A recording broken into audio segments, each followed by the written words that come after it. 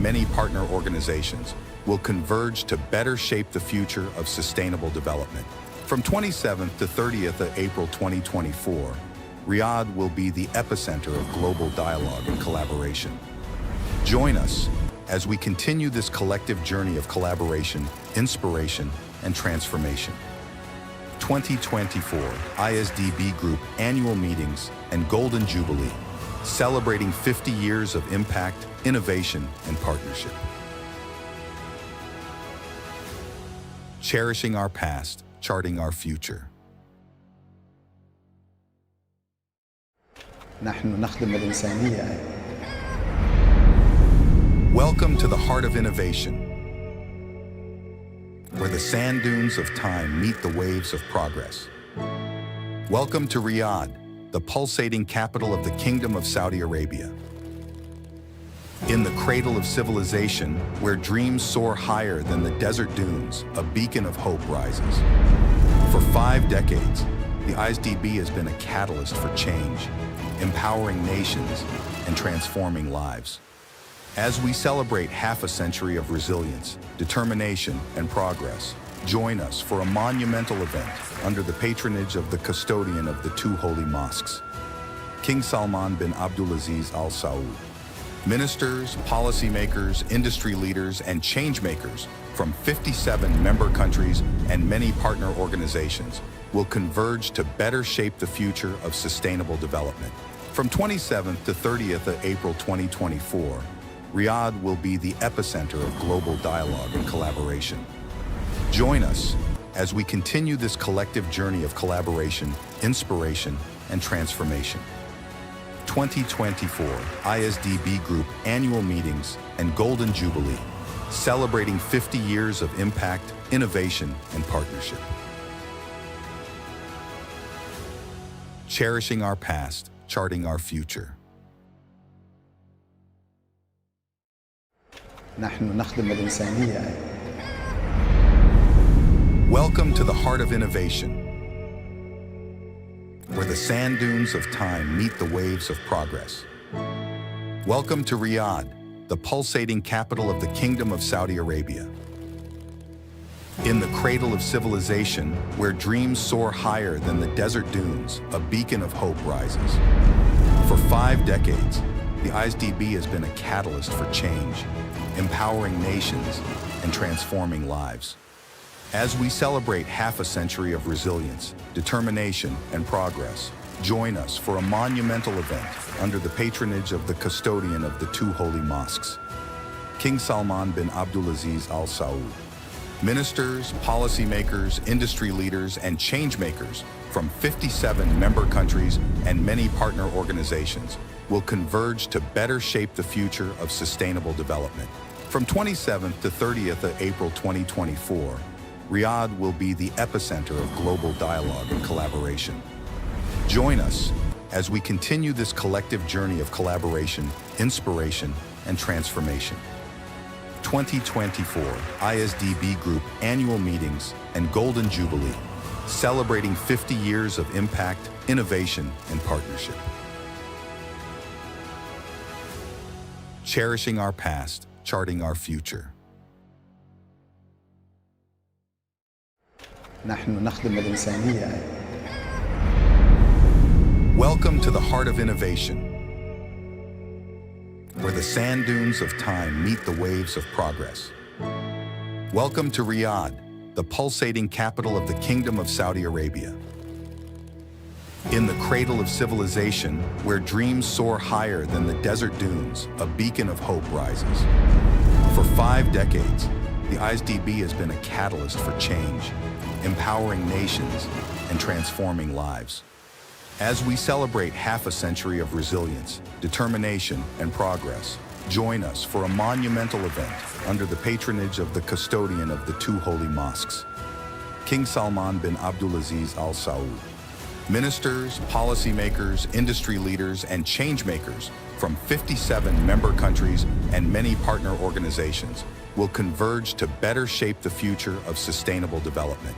From 27th to 30th of April 2024, Riyadh will be the epicenter of global dialogue and collaboration. Join us as we continue this collective journey of collaboration, inspiration, and transformation. 2024 IsDB Group Annual Meetings and Golden Jubilee, celebrating 50 years of impact, innovation, and partnership. Cherishing our past, charting our future. نحن نخدم الإنسانية. Welcome to the heart of innovation, where the sand dunes of time meet the waves of progress. Welcome to Riyadh, the pulsating capital of the Kingdom of Saudi Arabia. In the cradle of civilization, where dreams soar higher than the desert dunes, a beacon of hope rises. For 5 decades, the IsDB has been a catalyst for change, empowering nations and transforming lives.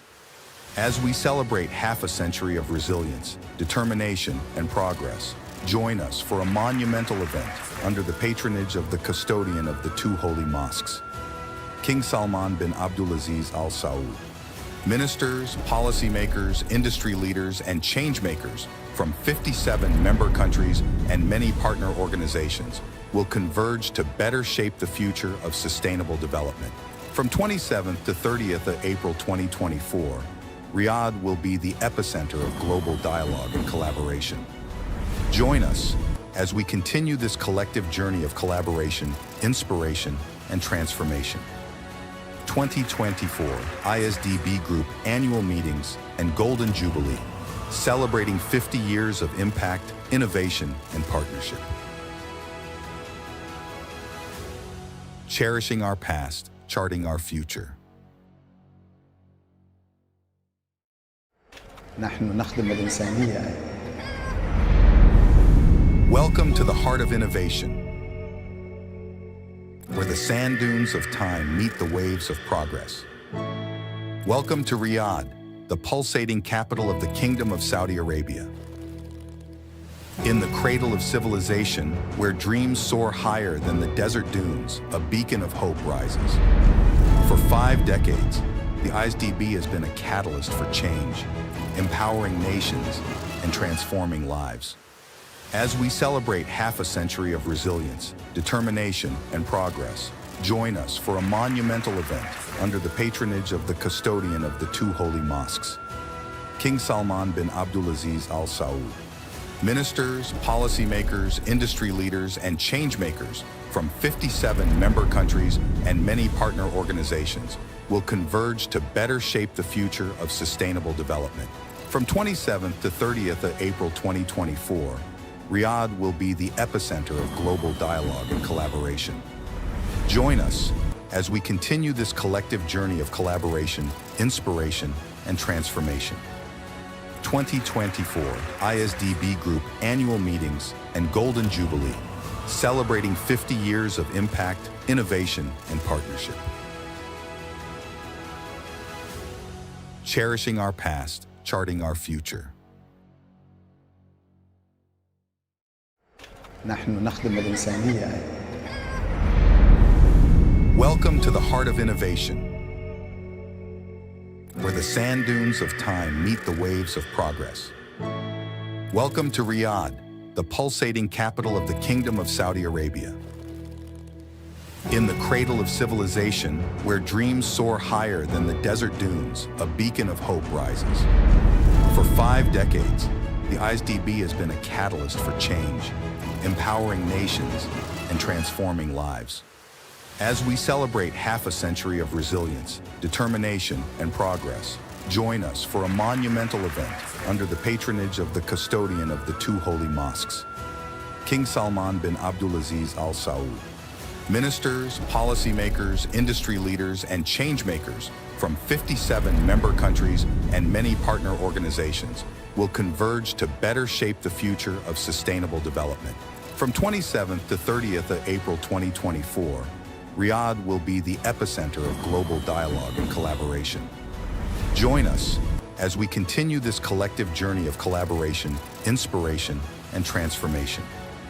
2024 IsDB Group Annual Meetings and Golden Jubilee, celebrating 50 years of impact, innovation, and partnership. cherishing our past, charting our future. نحن نخدم الإنسانية. Welcome to the heart of innovation, where the sand dunes of time meet the waves of progress. Welcome to Riyadh, the pulsating capital of the Kingdom of Saudi Arabia. In the cradle of civilization, where dreams soar higher than the desert dunes, a beacon of hope rises. For 5 decades, the IsDB has been a catalyst for change, empowering nations and transforming lives. As we celebrate half a century of resilience, determination, and progress, join us for a monumental event under the patronage of the custodian of the 2 holy mosques, King Salman bin Abdulaziz Al Saud. Ministers, policymakers, industry leaders, and changemakers from 57 member countries and many partner organizations will converge to better shape the future of sustainable development. From 27th to 30th of April 2024, Riyadh will be the epicenter of global dialogue and collaboration. Join us as we continue this collective journey of collaboration, inspiration, and transformation. 2024 IsDB Group Annual Meetings and Golden Jubilee, celebrating 50 years of impact, innovation, and partnership. Cherishing our past, charting our future. نحن نخدم الإنسانية. Welcome to the heart of innovation, where the sand dunes of time meet the waves of progress. Welcome to Riyadh, the pulsating capital of the Kingdom of Saudi Arabia. In the cradle of civilization, where dreams soar higher than the desert dunes, a beacon of hope rises. For 5 decades, the IsDB has been a catalyst for change, empowering nations and transforming lives. As we celebrate half a century of resilience, determination, and progress, join us for a monumental event under the patronage of the custodian of the 2 holy mosques, King Salman bin Abdulaziz Al Saud. Ministers, policymakers, industry leaders, and changemakers from 57 member countries and many partner organizations will converge to better shape the future of sustainable development. From 27th to 30th of April 2024, Riyadh will be the epicenter of global dialogue and collaboration. Join us as we continue this collective journey of collaboration, inspiration, and transformation. 2024 IsDB Group Annual Meetings and Golden Jubilee, celebrating 50 years of impact, innovation, and partnership. Cherishing our past, charting our future. نحن نخدم الإنسانية. Welcome to the heart of innovation, where the sand dunes of time meet the waves of progress. Welcome to Riyadh, the pulsating capital of the Kingdom of Saudi Arabia. In the cradle of civilization, where dreams soar higher than the desert dunes, a beacon of hope rises. For 5 decades, the IsDB has been a catalyst for change, empowering nations and transforming lives. As we celebrate half a century of resilience, determination, and progress, join us for a monumental event under the patronage of the custodian of the 2 holy mosques, King Salman bin Abdulaziz Al Saud. Ministers, policymakers, industry leaders, and changemakers from 57 member countries and many partner organizations will converge to better shape the future of sustainable development. From 27th to 30th of April 2024, Riyadh will be the epicenter of global dialogue and collaboration. Join us as we continue this collective journey of collaboration, inspiration, and transformation. 2024 IsDB Group Annual Meetings and Golden Jubilee celebrate. Peace be upon you all.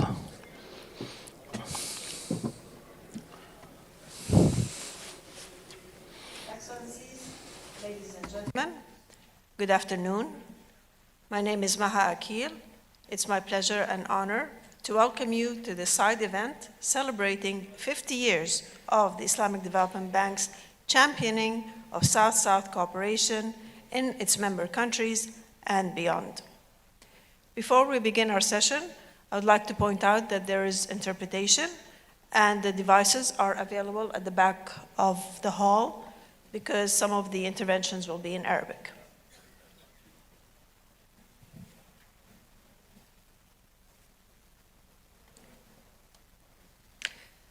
South-South cooperation is being undertaken in increasingly more diversified modalities involving an ever-expanding set of connected actors and growing quickly in its scope and magnitude. Amid complex and rapidly evolving global challenges, South-South cooperation has exhibited the potential to offer solidarity-based solutions to help developing countries build collective self-resilience and promote more sustainable and equitable economic growth. Since its establishment in 1974, the Islamic Development Bank has promoted and advocated South-South cooperation among its member countries as one of its key founding principles. In fact, the IDB is the only multilateral development bank that is owned only by Global South countries. For almost 5 decades, the bank has reflected South-South cooperation in its operations by bringing its member countries together to help one another solve common development challenges.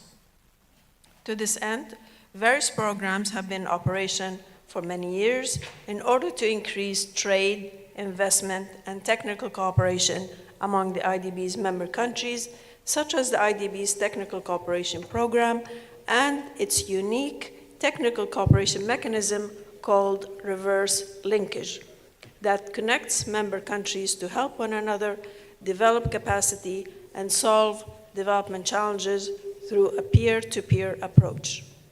By the end of 2023, the bank helped more than 34 countries to collaborate with each other in problem-solving projects while using the reverse linkage mechanism.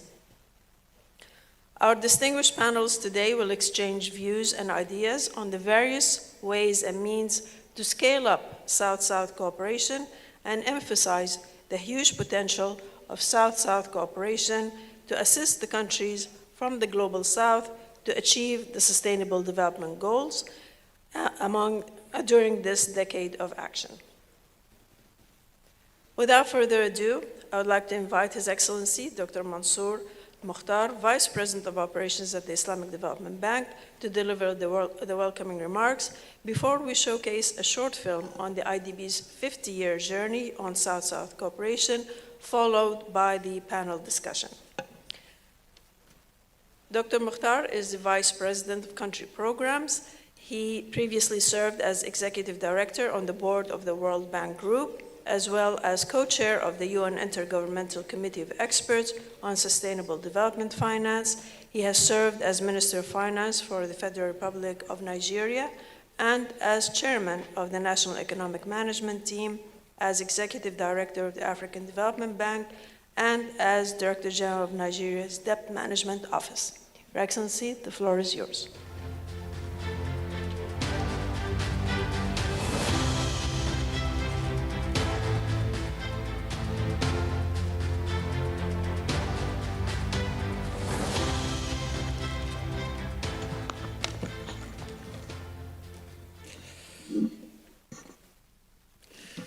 Bismillahirrahmanirrahim. I'd like to recognize the special guests that we have today, and Dr. Abdullah Al-Sakran, Executive Director of Strategy and Development, Saudi Fund for Development. Also acknowledge the presence of the Chief Executive Officer of the Indonesian Agency for International Development, the Director General of the Tunisian Agency for Technical Cooperation, and the Director, United Nations Office of South-South Cooperation. Distinguished guests, ladies and gentlemen, Assalamu alaikum wa rahmatullahi wa barakatuh. I would like to start by welcoming you all and expressing my appreciation for your presence at this important event. Today, we gather to cherish and reflect upon the Islamic Development Bank's long-standing experience in South-South cooperation within our membership and beyond, thanks to the unwavering support of our member countries and partners. Let me also express our sincere appreciation to our esteemed host, the Kingdom of Saudi Arabia, for its warm hospitality and unwavering dedication to facilitating the organization of the Islamic Development Bank Group's annual meetings and the Golden Jubilee celebration in the splendid city of Riyadh. Honorable guests, the 2024 annual meetings of the Islamic Development Bank Group are being organized under the name Cherishing Our Past, Charting Our Future, Originality, Solidarity, and Prosperity. This theme has been carefully crafted to reflect our dedication to honoring our rich heritage while paving the way for a future filled with innovation and shared success. The three main keywords of this year's theme, originality, solidarity, and prosperity, have been our core values since inception. These core values will shape my remarks today. Regarding the originality principle, let me remind this distinguished audience that half a century ago, in this same venue, this same hotel, 22 countries from the global south, spearheaded by the Kingdom of Saudi Arabia, came together in solidarity to establish the Islamic Development Bank, a development institution with South-South cooperation at its heart. Today, after 50 years, we stand as a testament to their foresight and unwavering commitment. For the past 5 decades, the ISDB has stood at the forefront, championing the ethos of mutual support and collaborative growth among its member countries. Our unique position as the premier multilateral development bank owned by the Global South has empowered us to use innovative development approaches that are rooted in solidarity and South-South cooperation. Since its inception, the Islamic Development Bank has served multiple roles in South-South cooperation as a connector, as a facilitator, and as a financier. It connects knowledge-seeking entities with relevant providers from southern member and non-member countries. It facilitates South-South interventions by sharing profiles of competent resource centers and knowledge products. Additionally, it supports capacity development activities through various financing modes. Esteemed gathering, driven by the principle of solidarity, the ISDB crafted its unique South-South cooperation approach known as reverse linkage.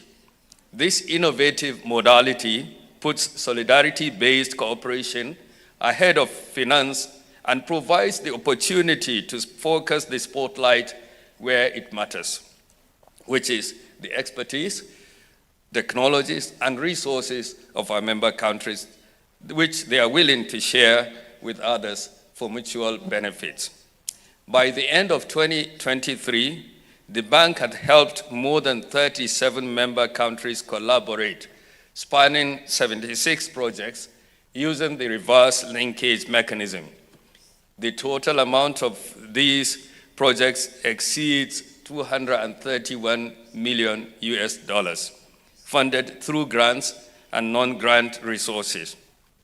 We have many other examples of solidarity-based projects that would not have been possible without the unwavering support of the member countries, despite their own challenges and national priorities. The COVID-19 pandemic is a recent manifestation of solidarity among our countries. Allow me to highlight just one example of this solidarity, showcased by Senegal. Through its esteemed Institut Pasteur de Dakar, it supported 10 public health laboratories across sub-Saharan Africa, enhancing their capacity to combat pandemics and epidemics. This participatory initiative has gained recognition regionally and globally, including in prestigious events like the 2021 Paris Peace Forum. In line with the prosperity principle, our interventions have driven lasting development impact across sectors over the last 5 decades, from restoring the sight of tens of thousands of blind people suffering from cataract, to increasing the productivity of strategic crops, such as cotton, to availing digital financial services to marginalized community groups, to introducing artificial insemination of livestock. These interventions have fostered cross-country connectivity, bridged cultures, and empowered communities. Complementing these on-ground initiatives, the Islamic Development Bank has been continuously enriching the body of knowledge of South-South cooperation with new concepts and tools. Notable among them are the IsDB Online Academy for South-South Cooperation, the South-South National Ecosystems Program, and the South-South Cooperation Index Guidelines. Ladies and gentlemen, we are also proud to note that our member countries are continuously investing in knowledge, innovation, and technology, making great strides at the global level. Notably, the Kingdom of Saudi Arabia, our host country, has accumulated a wealth of knowledge and expertise across diverse fields such as health, water management, palm dates, digital transformation, vocational training, and of course, petrochemicals. Through a joint initiative with the bank that will be launched soon, the Kingdom of Saudi Arabia will be sharing its wealth of knowledge with both the Islamic Development Bank member countries and other nations from the global south. ISDB will continue to collaborate with Saudi Arabia on all our member countries to tackle pressing development issues. This collaborative effort underscores our dedication to scaling up South-South cooperation, reinforcing our role as a leading global player in this vital arena. Respected attendees, today marks a significant milestone, commemorating 50 years of impactful South-South cooperation. As we draw inspiration from our shared history and the tangible impacts we've achieved together, it is also a golden opportunity to discuss and deliberate on the ways to scale up our collaborative efforts. I'm confident that today's discussions will lay the groundwork for advancing South-South cooperation. As we approach 2030, it is imperative that we strengthen our bonds, focus our efforts, and prioritize collective actions. Your dedication and partnership are invaluable as we move forward towards a future where South-South cooperation is a beacon of hope, a future where South-South cooperation is a catalyst for achieving the Sustainable Development Goals. I wish you successful deliberations. May this ISDB Golden Jubilee occasion remind us indeed of the importance of learning from the past and working together to make the world a better place for this generation and for the generations to come. Thank you, and I look forward to today's discussions and outcome. Thank you. Assalamu alaikum.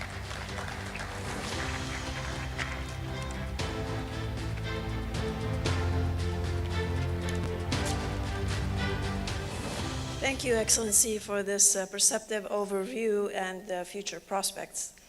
We have now a short film for you that documents the impressive 50-year journey of IDB on South-South cooperation. 50 years of championing South-South cooperation, SSC. For the past 50 years, the Islamic Development Bank has been at the forefront of fostering collaboration among nations of the Global South and beyond. Since its inception in 1974, South-South cooperation has been embedded in the very fabric of the bank's DNA, with all member countries from the Global South. In 1983, the bank initiated its Technical Cooperation Program, facilitating thousands of capacity development operations while harnessing the capabilities of member countries. Fast forward to 2013, when the IsDB introduced its homegrown mechanism of South-South cooperation, reverse linkage. The reverse linkage projects have flourished across various sectors and regions, empowering member countries to address challenges collectively and drive growth. Over the years, the IsDB has refined a fully cyclical approach to cooperation among member countries, involving identifying demands, mapping institutions, formulating projects, and building partnerships. In 2018, the IsDB's accumulated experience led to the development of its framework for the national ecosystem for South-South cooperation, identifying 7 essential pillars that must coexist within a southern country to maximize the benefits derived from South-South cooperation. And in 2022, the IsDB launched the Online Academy for South-South Cooperation, enriching global knowledge of South-South cooperation with a wide array of information tools and guiding materials. All these initiatives underscore the IsDB's position as a global leader in South-South cooperation. Looking ahead, the IsDB will continue to expand South-South cooperation across countries, sectors, and financing modalities, while working with all our regional and global partners.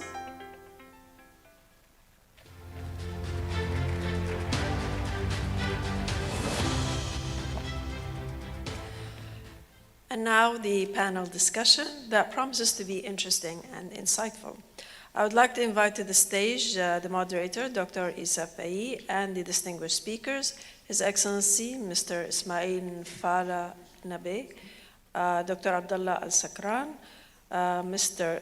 Tormar Bolang Lombanto Beng, Mr. Mohammed Beledi, and Ms. Dima Al-Khatib. While the speakers make their way to their seats, allow me to introduce Dr. Issa Faye. He is the Director General for Global Practices and Partnerships at the Islamic Development Bank. His role consists in strategically steering the development of the GPP Directorate's work program to contribute to the effective implementation of IsDB's strategy. Dr. Issa leads the bank's partnership and global advocacy agenda geared towards positioning IsDB as a credible development partner worldwide. He also provides leadership for the development and implementation of the bank's resource mobilization and co-financing strategy. Before joining IsDB, Dr. Issa worked at IFC as the Senior Economic Advisor to the Vice President of Global Industries and Head of the Global Industries Economics Unit, and also served as Director of the Sector Economics and Development Impact Department. Prior to that, he worked at the African Development Bank and as economist at the World Bank. Dr. Issa, the floor is yours. Thank you very much. You hear me?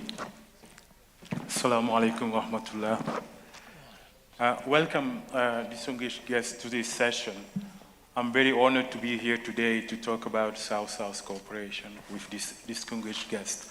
But by way of introduction, I would just like to say a few words before we go into the discussion to set the scene. I think we have gone a long way. Really, it has been a journey that has taken time, like 70 years from the Bandung Conference in 1955, which is constituting the premise of South-South cooperation.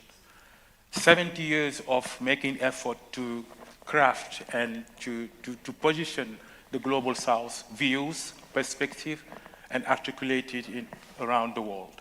70 years of attempting to create mechanisms to put in place frameworks that will help leverage the shared prosperity outcomes through solidarity. 70 years of struggling to have a voice from the South. And then there are a couple of milestones to that. The first of which is 1964. The group of 77 came together at the UN to put in place a mechanism to really defend their common economic interest. In that same meetings, they also put together a mechanism to increase their negotiation capacity at the UN. So a lot of work has been gone through to that. And then fast forward 1978, adoption of the BAPA, the Buenos Aires Plan of Action for Technical Cooperation. Again, 138 states coming together to put in place mechanism to promote and implement technical cooperations. And then a couple of years before that were also a milestone, the establishment of the unique development bank that is owned exclusively by the Global South. A development bank that has been created for the development from the South, by the South, and for the South. I mean the Islamic Development Bank. I mean, the video that you've seen earlier has given you just a flavor of what we have been doing so far. But now, today, 50 years after that, we are here today, one, to celebrate the long-standing experience in South-South cooperation, but second, to reflect, to take stock and reflect on how can we innovatively and creatively promote South-South cooperations. And then last but not least, to express our gratitude to our countries, our member countries who have demonstrated really a high sense of solidarity, oftentimes in very difficult circumstances, helping each other to share knowledge, expertise, and development solutions. But today, we have a distinguished panel who are going to help us reflect together. And then from MDBs, development partners, and governments.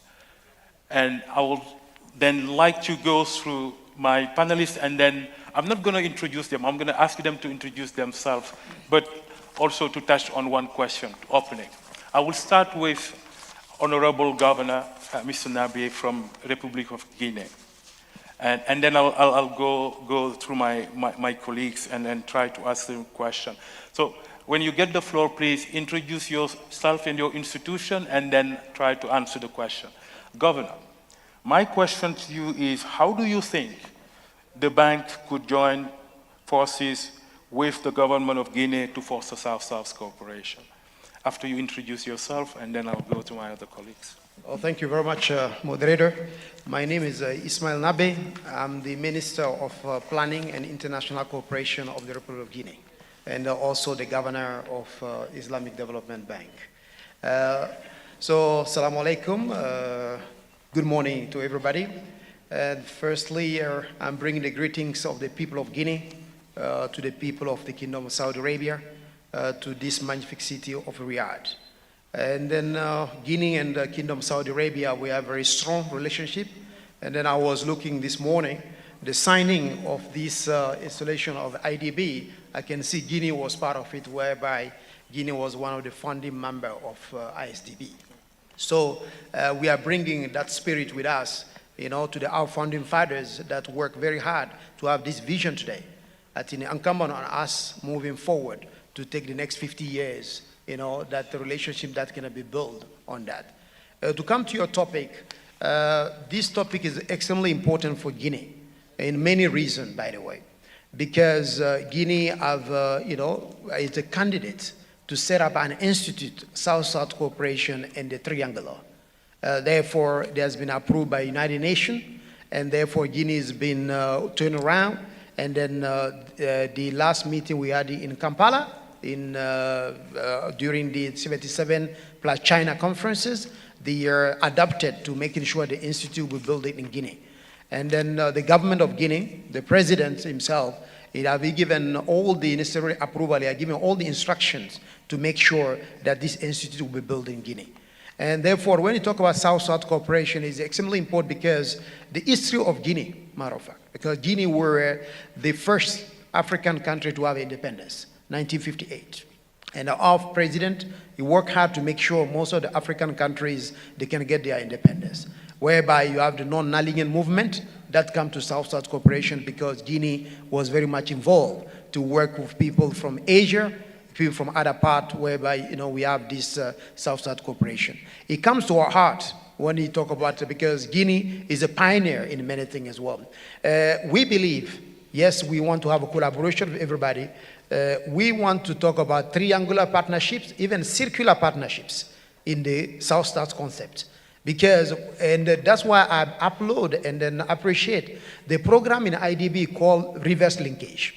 Is a very powerful tool because if a member country have developed a system, a good system that can be duplicated by the assistance of IDB to do another member countries.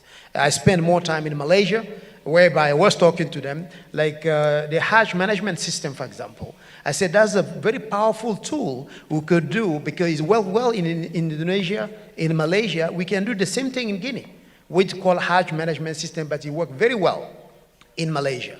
Apart from you have the halal ecosystem is developed in Southeast Asia.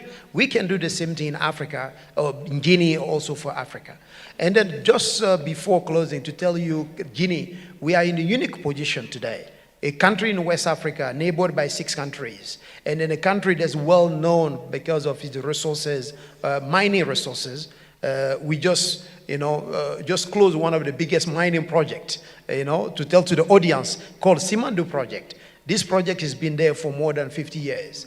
The new president, a young president, because as you can see, dynamic president, which is less than 40 years old, he brought new evolution that moving forward. Guinea, we don't want to keep taking our minerals to bring it outside. We want to transform locally. So in order to transform locally, what he's saying, we want to talk to our friend from the south. So those have experience. Saudi Arabia have experience to transform its oil. Other, South countries, they have experiences. It's better we talk to our friend from the South to develop our minerals. Absolutely. So basically, to give you a roundup, we will develop that one later on, but Guinea is coming here with full of pride and then humbleness to tell to our friend from Saudi Arabia that the journey that's 50 years ago, our generation now, we need to take that journey to the 50 years to come. Thank you. Excellent, excellent. Thank you, Mr. Governor, for that very passionate intervention, and then looking forward to come back to you on to delve on some of the sectoral things. But also notice that you're founding member of the IsDB, and then you looking for more collaboration and working together with different things. You mentioned Islamic finance, the halal, and working with Malaysia. So we'll come back to you. But let me now move to our other panelists, and I will give you one question for all of you to share, which is, could you please introduce your institution and then tell us a little bit on how South-South cooperation is shaping your strategies, your business culture, and your actions. So I'll start with Dr. Abdullah Al-Sakran from SFD, and then we go down the... Thank you, Excellency, distinguished guests, ladies and gentlemen. Assalamu alaikum wa rahmatullahi wa barakatuh. My name is Abdullah Sakran. I'm Executive Director of the Strategy and Development at the Saudi Fund. Our role at the Saudi Fund is direct the organization to our intervention to under umbrella of development cooperation. Also, I am a member in ITFC, which is an entity at the IDB groups. Regarding your question here, also it is my profound honor to join you today to champion one of the most pivotal dimension of international development, South-South cooperation. I extend also my heartfelt thanks to the Islamic Development Bank for hosting this event, and I offer my warmest congratulations to their remarkable milestone of 50 years of dedicated service and leadership in fostering development across the Global South. At IsDB, our commitment to South-South cooperation is unwavering. In the last 49 years, the vast majority of our 740 development loans valued at over $20 billion across 93 countries has been dedicated to countries in the global south. Our focus has always been in mutual development, facilitating knowledge exchange and addressing shared challenge. As you know, our world is facing unprecedented challenge, economic volatility, climate crisis, and regional instability. As a new issue continue to emerge, we are entering uncharted territory together and trying to develop solution in real time. In such time, the South-South and Triangle Cooperation Framework provide not only lifeline, but also a progressive way forward. These mechanisms are crucial for pooling resource, sharing knowledge, and fostering innovation, which are critical for sustainable development. At IsDB, we are always looking for ways to strengthen our commitment to South-South cooperation. We have developed a new strategy for Africa that focus on mutual cooperation. We have contributed to joint commitment with Arab Coordination Group to address climate change. And we have engaged with many multilateral banks to strengthen our triangle cooperation as well.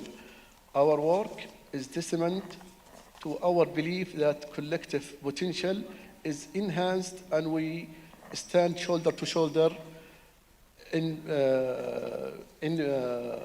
pursuit of common goals. Thank you.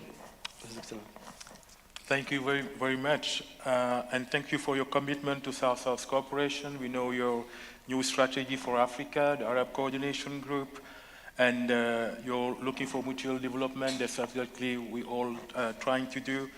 Now, I would like to bring in our colleagues from the Indonesian Agency for International Development, Mr. Lumbatobeng. Same question. Introduce your institution, and then how can you tell us a little bit how you can leverage South-South cooperation in your strategies, business, and actions? Thank you, moderator. Allow me to introduce myself.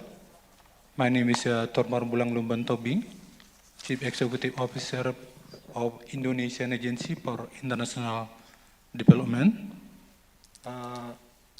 First of all, allow me to extend my sincere gratitude to the Islamic Development Bank and the Kingdom of Saudi Arabia to inviting us to join this very important meeting.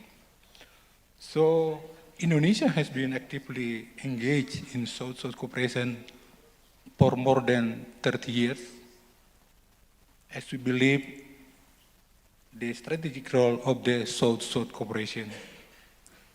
We are in the view that South-South cooperation should bring a focus to produce development solution, to enhance development cooperation.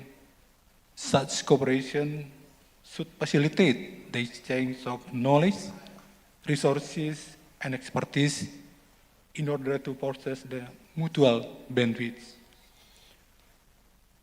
Our South-South cooperation has been carried out in 3 flagship programs. We call it development issue, which consists of the poverty reduction, agriculture, animal husbandry, and also disaster risk management. And also we have flagship program for economic issue, like macroeconomic management, public financial management, microfinance, and small medium enterprise promotion. And another flagship program is governance, including law enforcement and local and regional development program. Since the demand for South-South cooperation has been growing, Indonesia continually improve and develop how we operate. One of these developments is to establish the national coordination team with the given task to coordinate South-South regional cooperation implemented by the line ministry. And another development is because we consider social cooperation is a very critical, so this program has been embedded in our midterm development program. And lastly, in order to enhance the social cooperation, this agency or Indonesian Aid was established in 2019. Since its establishment as a public service agency under the Ministry of Finance, Indonesian Aid has do development cooperation assistance worth Indonesian rupiah 356 billion rupiah to our 58 development partners. The assistance in form of training, small-scale infrastructure, feasibility study, and of course we do provide equipment and humanitarian assistance. In pursuit of fostering international cooperation, Indonesian Aid welcome collaboration with various international development partners. To name a few, our agency has been close cooperation with the World Bank, the Global Fund, International Committee for Red Cross, Aga Khan Foundation, and of course, Islamic Development Bank. Currently, we have an ongoing program to improve health services in Somalia through telemedicine. And of course, we are not stopped here. We keep doing the cooperation with the many institutions because we believe by doing collaboration with the international agency, it will speed up our, the progress we can make. And of course, as Indonesia has shared its past commitment in advancing social cooperation and triangular cooperation to foster the prosperity of all nations in the global south. I stop here. Okay. Excellent. No, thank you. Thank you very much for your call for collaboration, co-creation, and putting in place development solution. Now I'm going to move to Mohammed Blidi from the ACTC. Mohammed, can you shed light on that question on leveraging South-South cooperation for your business actions and strategies? Thank you.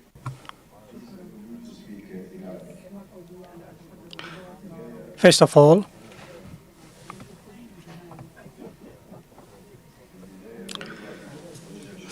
I'd like to express my thanks to the IDB for inviting the Tunisian Agency for Technical Cooperation to attend this event. That is the 50th anniversary of the IDB, which is also coinciding with the 52nd anniversary of the creation of the Tunisian Agency, which was created in 1972, in April of 1972.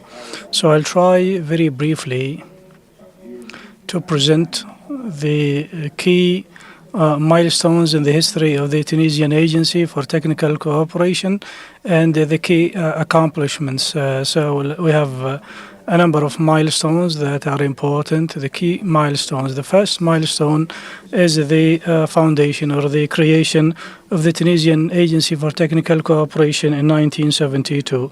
And this foundation or establishment came in order to regulate the technical cooperation with the neighboring countries by sending the Tunisian teachers to different neighboring countries.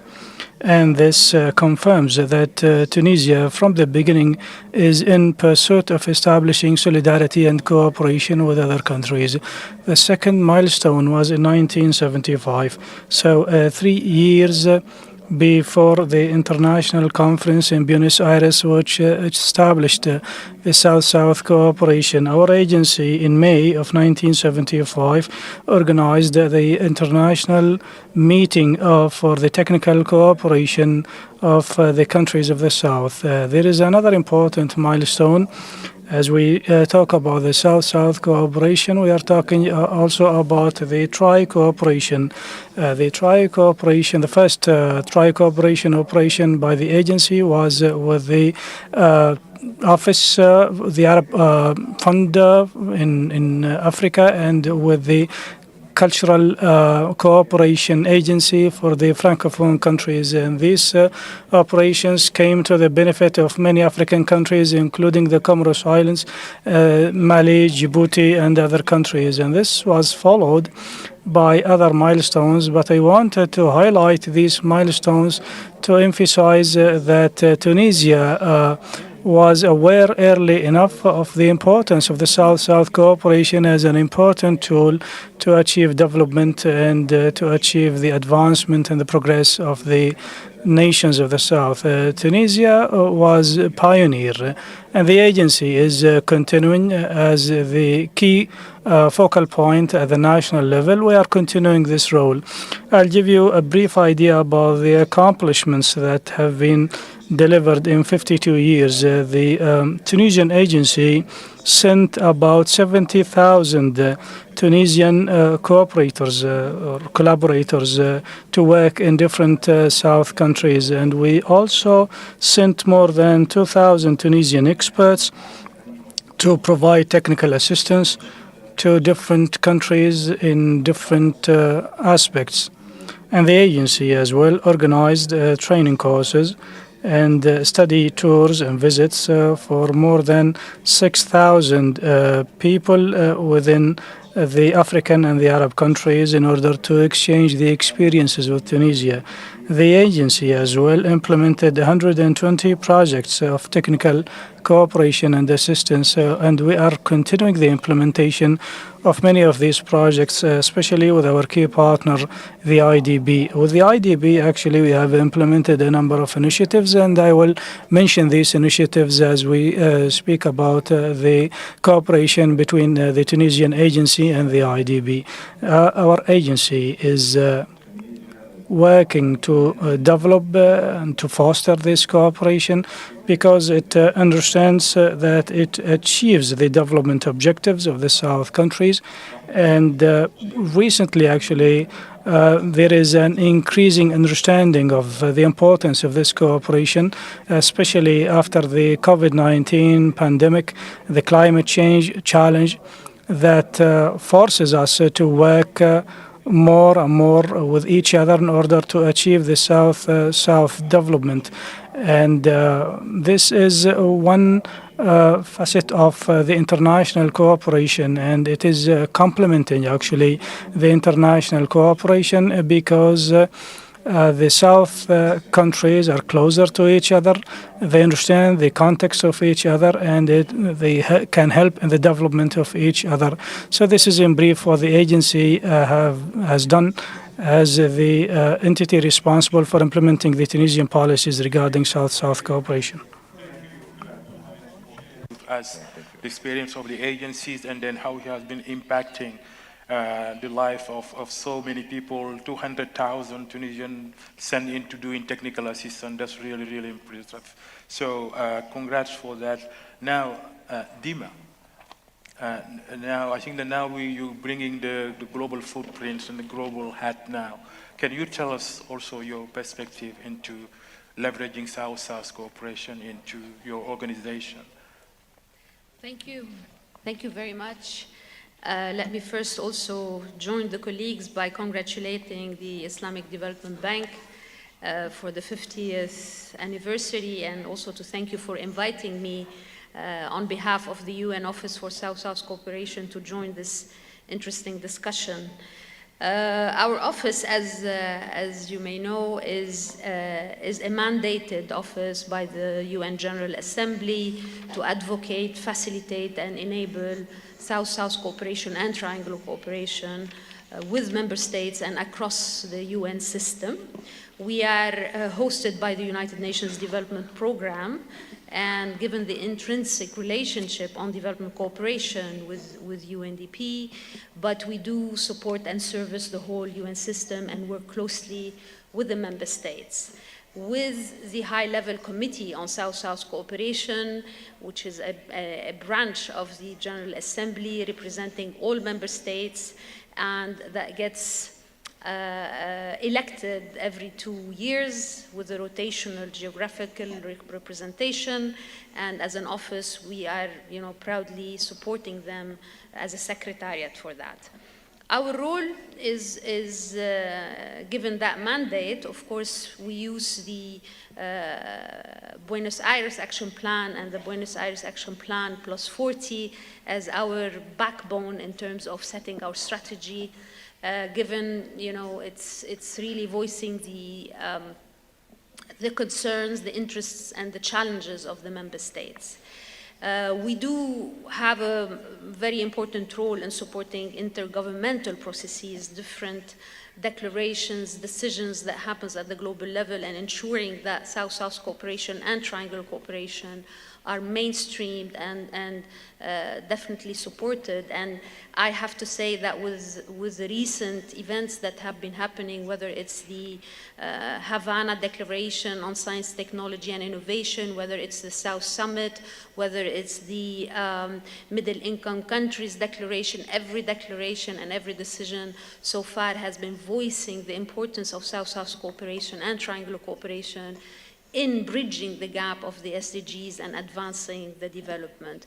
And I'm really happy, every time we meet in such forums to see how South-South cooperation has been increasingly institutionalized. I know that there will be a segment to talk about sustainability, but this is a very important element. And, here around the table, we do have live examples with us of this institutionalization process. Another key constituency of what we do is to also demonstrate how does South-South cooperation and triangular cooperation work. And this is via the trust funds that we manage and that are entrusted to us by member states from the South, and that are implemented by the multilateral system. And here I really want to underpin the importance of the role of the UN system at the countries and the regional level in terms of bringing also their technical expertise and supporting South-South cooperation and triangular cooperation. We have recently launched what we call the UN country team guidelines for this mainstreaming process, and this will really allow bringing South-South cooperation and grounding it within the national development planning process through the UN system, a very important instrument that we hope that we will be able to further popularize and advance. Another key aspect is with the trust funds that we manage and the implementation on the ground is the generation of knowledge, of scalable knowledge and shareable knowledge across countries that we are proudly also presenting via our digital platform called Galaxy.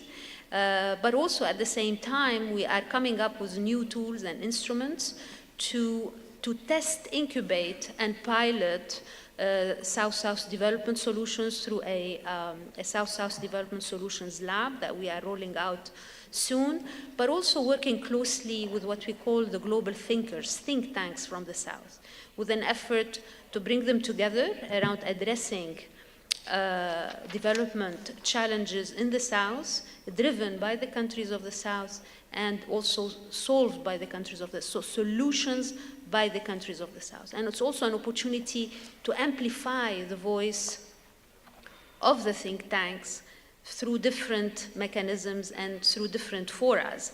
A recent undertaking was engaging them also in, for example, the Human Development Report of UNDP consultation. And the Global Thinkers is also an initiative that we have done jointly with UNDP, and we are currently launching a second phase. So it's a combination of support to intergovernmental processes, working with the UN system, generating knowledge, but also testing and implementing on the ground. And we are also very proud that we are increasing our partnerships. We will talk more about the relationship with the Islamic Development Bank as we move forward. Thank you. Excellent. No, thank you very much, Dima, for giving this perspective of knowledge creation. It's important. I mean, knowledge brokering, bringing the different think tanks together and making sure we test it, we demonstrate that it works, that's very important. And the mainstreaming part is also at country and regional level. Yes. And this is where maybe we can talk, because we're also doing mainstreaming South-South cooperation in projects and programs in the ISDB. So a lot to work together, I think. Now, I'm going to come back to the panel for a second round of questions. So coming to Mr. Governor. Now I think that we can go a little bit deeper into some of the very concrete things that you're doing in the Republic of Guinea.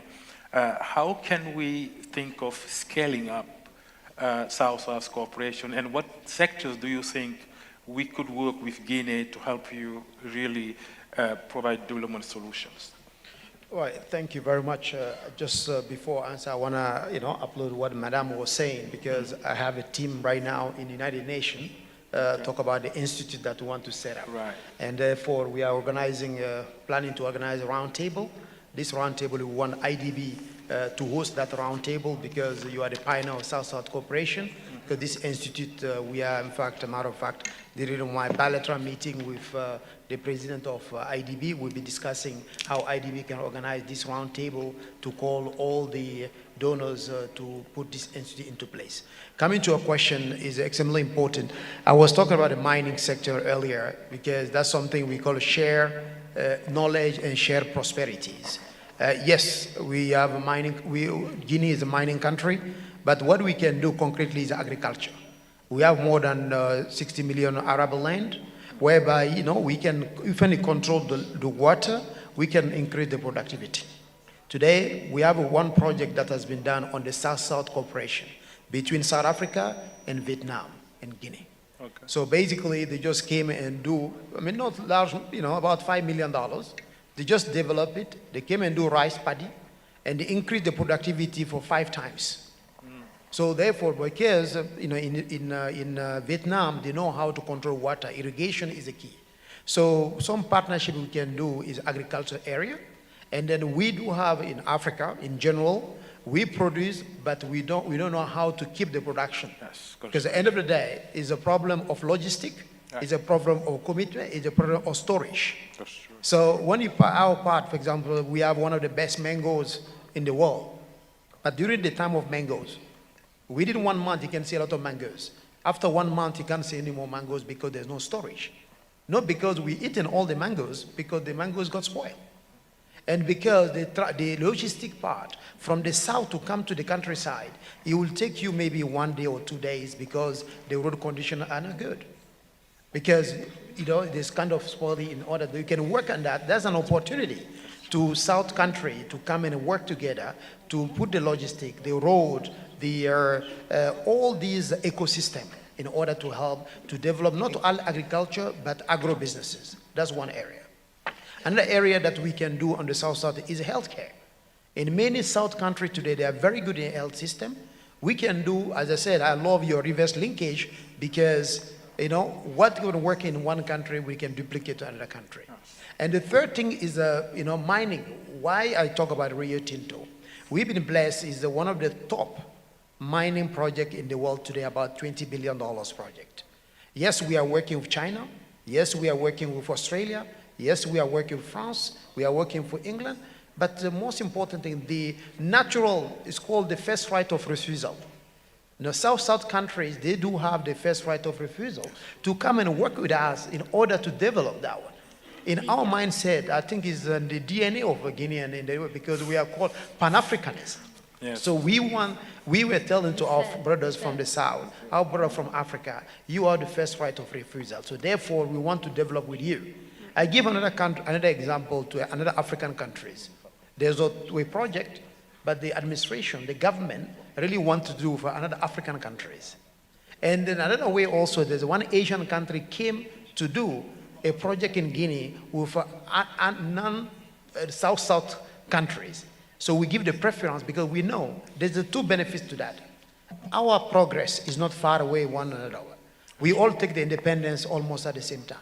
Yeah. So what worked in Indonesia, what worked in Malaysia, what worked in the Philippines, It can work well in Guinea. Absolutely. Because we have the same reality.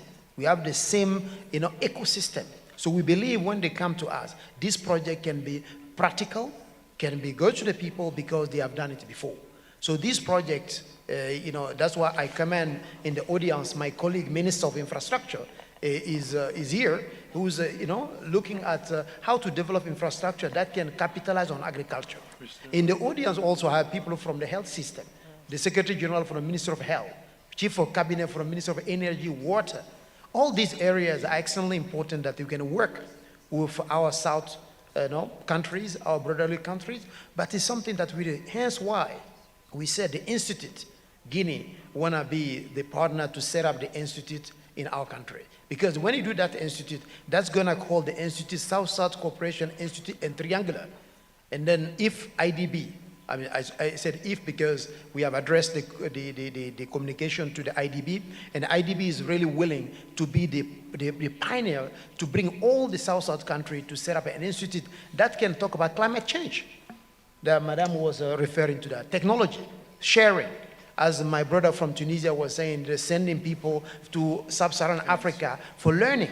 Because if you have education today, you have food, you have water, you have electricity, all problems will get to be solved. And then in closing on that portion though, I always tell to people, our problem is not a political problem. Our problem is an economical problem. If this young guy can get a job, can get education, we wouldn't have no problem. So you need to work on the political and the economic aspect of whatever we're doing. But I believe so. I'm a very strong believer because we get our education, by the way, from South-South country. I spend time. Most of the guys here study either in Malaysia or in Indonesia or in Saudi Arabia.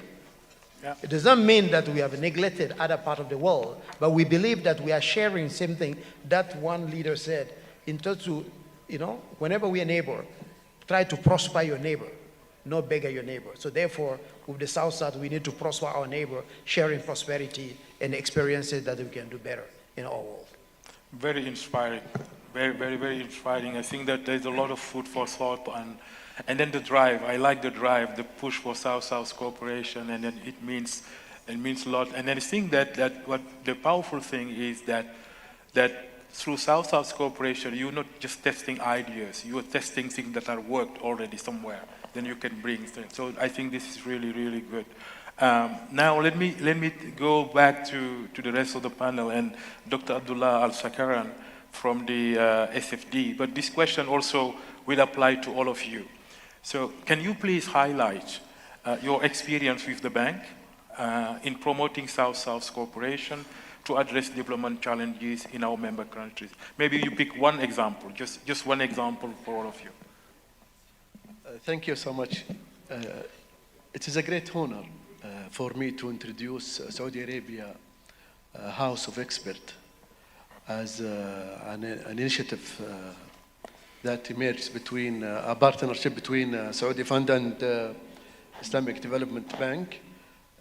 Allow me first to talk about how the idea was born. As you know, the world is an era of unprecedented global challenge, such economic instability, health crisis, and rapid technology change. And the need for innovation and sustainable solution has never been greater. In the context, leveraging collective knowledge and resource is a critical, and strategic partnership are paths to succeed. Through such collaboration, we can turn challenge into opportunity for sustainable growth and resilience. In light of this, the Saudi Fund for Development has launched an important initiative in collaboration with the Islamic Development Bank, the Saudi House of a Global Expert, aimed to harness the Saudi Arabia extensive knowledge and technical capability in a critical sectors such as healthcare, digital transformation, and education by pooling the wealth of knowledge and best practice from all centers of excellence in Saudi Arabia by enhancing key sector and activity support the sustainable development goal our aim to convey this valuable expert into comprehensive database and share this knowledge with country in Global South, working hand in hand to tailor and apply this strategy to their individual development need. The Saudi House of Global Expert represent a new era of collaboration. It is not just repository of knowledge, but dynamic platform where innovation and expertise lead to actionable development solution. We envision this house as a cornerstone of South-South and Triangle cooperation, where the potential of shared learning and mutual assistance is fully realized. We are honored to undertake this initiative and a partnership with the Islamic Development Bank, an institution renowned for its expertise in reverse linkage. And it's a unique position as the only multilateral development bank entirely owned by the dedicated to the Global South. This collaboration aligns perfectly with our goals and strategy. Leveraging IsDB deep expertise and network to maximize the impact of our efforts. Together, we are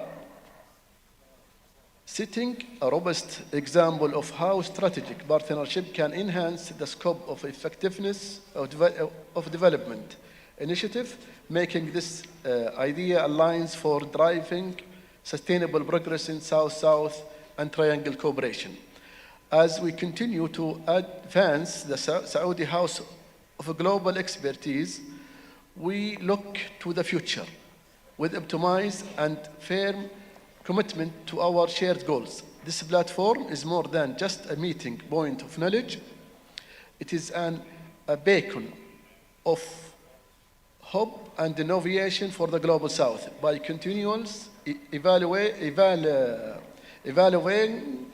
and expanding this initiative, we aim to not only meet the immediate development need, but also anticipated future challenge and opportunity. Together with a stand effort and in enduring partnership like the one we have with the Islamic Development Bank, we are not just dreaming of our bright future, we are actively building it.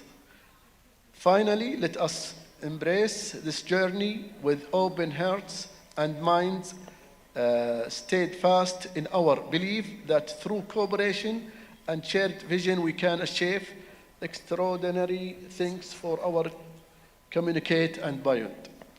Thank you. I cannot agree more with your last statement that with all of that, but I like also your statement that innovation and expertise, knowledge sharing should be seen as actionable development solutions. So, which leads to impact. I like that statement. Thank you very much. Mr. Lumban Tobing, how can you tell us a little bit about your relationship and cooperation with the Islamic Development Bank and what has led to? Thank you. Actually, the cooperation between Indonesia and IsDB has existed long before the establishment of the Indonesian Net, of course. And IsDB has provided financing to Indonesia on many sectors, on agriculture, rural, also the development of small and medium enterprise, and Islamic financial institution as well. IsDB has leveraged co-financing Indonesia on education sector, including in Islamic education institution under the Ministry of Religious Affairs and also under the Ministry of National Education. In 2020, there are 30 buildings have been built for Islamic University in Indonesia, including laboratories, libraries, and of course, supporting facilities. The funding and construction of this facility will have significantly impact on improving the quality of Islamic higher education in Indonesia. In the context of international development cooperation, especially in the reverse linkage scheme, Indonesia has been cooperating with Indonesian line ministries, so before the Indonesian aid established, and in various different international development program. In 2014 and 2015, there is a project socio-triangular cooperation for Kazakhstan and Kyrgyz. We do it together with the Islamic Development Bank, which this project actually how to share our knowledge about the artificial insemination. We also have a cooperation, of course, with the IDB, with the Palestinian International Cooperation, and again, it's similar with the with the Kyrgyz and Kazakhstan, and we also have the project, what we call knowledge sharing with Suriname, on the strengthening Indonesia-Suriname development cooperation on, again, artificial insemination for cattle. Because, you know, Indonesia has a very good expertise on artificial insemination, and this expertise, we like to share it with many our partner, southern countries. And as to the reverse links initiative, Indonesian aid has been in close coordination with IsDB since last year. As I mentioned before, there is an ongoing project now on the telemedicine project, which aim to enhance health services in Somalia. The project actually also not only Indonesian aid, but also the government of Egypt and UNDP, of course, Islamic Development Bank. And currently, we are preparing a new program, of course, with the cooperation with the ISDB, to set up a program, we call it Alliance, to fight avoidable blindness in several countries in Africa. So hopefully next year it can be implemented. So what I see in our cooperation with ISDB, the ISDB demonstrate a strong commitment. That's to make us very keen to work more with the ISDB in supporting its southern partners to engage in the South-South cooperation, despite diverse domestic challenges and, of course, the national legal aspect. Dedication is reflected in their continuous effort to provide assistance and guidance tailored to the specific needs and circumstances for each partner country. So, Indonesian aid expresses profound satisfaction and keen to forging the close collaboration with the ISDB. I stop here. Yeah. No, thank you very much. It's very encouraging to see that there is a lot of areas where we're working together, and then the telemedicine, artificial insemination, Islamic finance, and so on. So looking forward to continue the collaboration and working with you. Now, Mohammed, same question. What has been your experience working with the Islamic Development Bank, and what have been delivered? Shukran.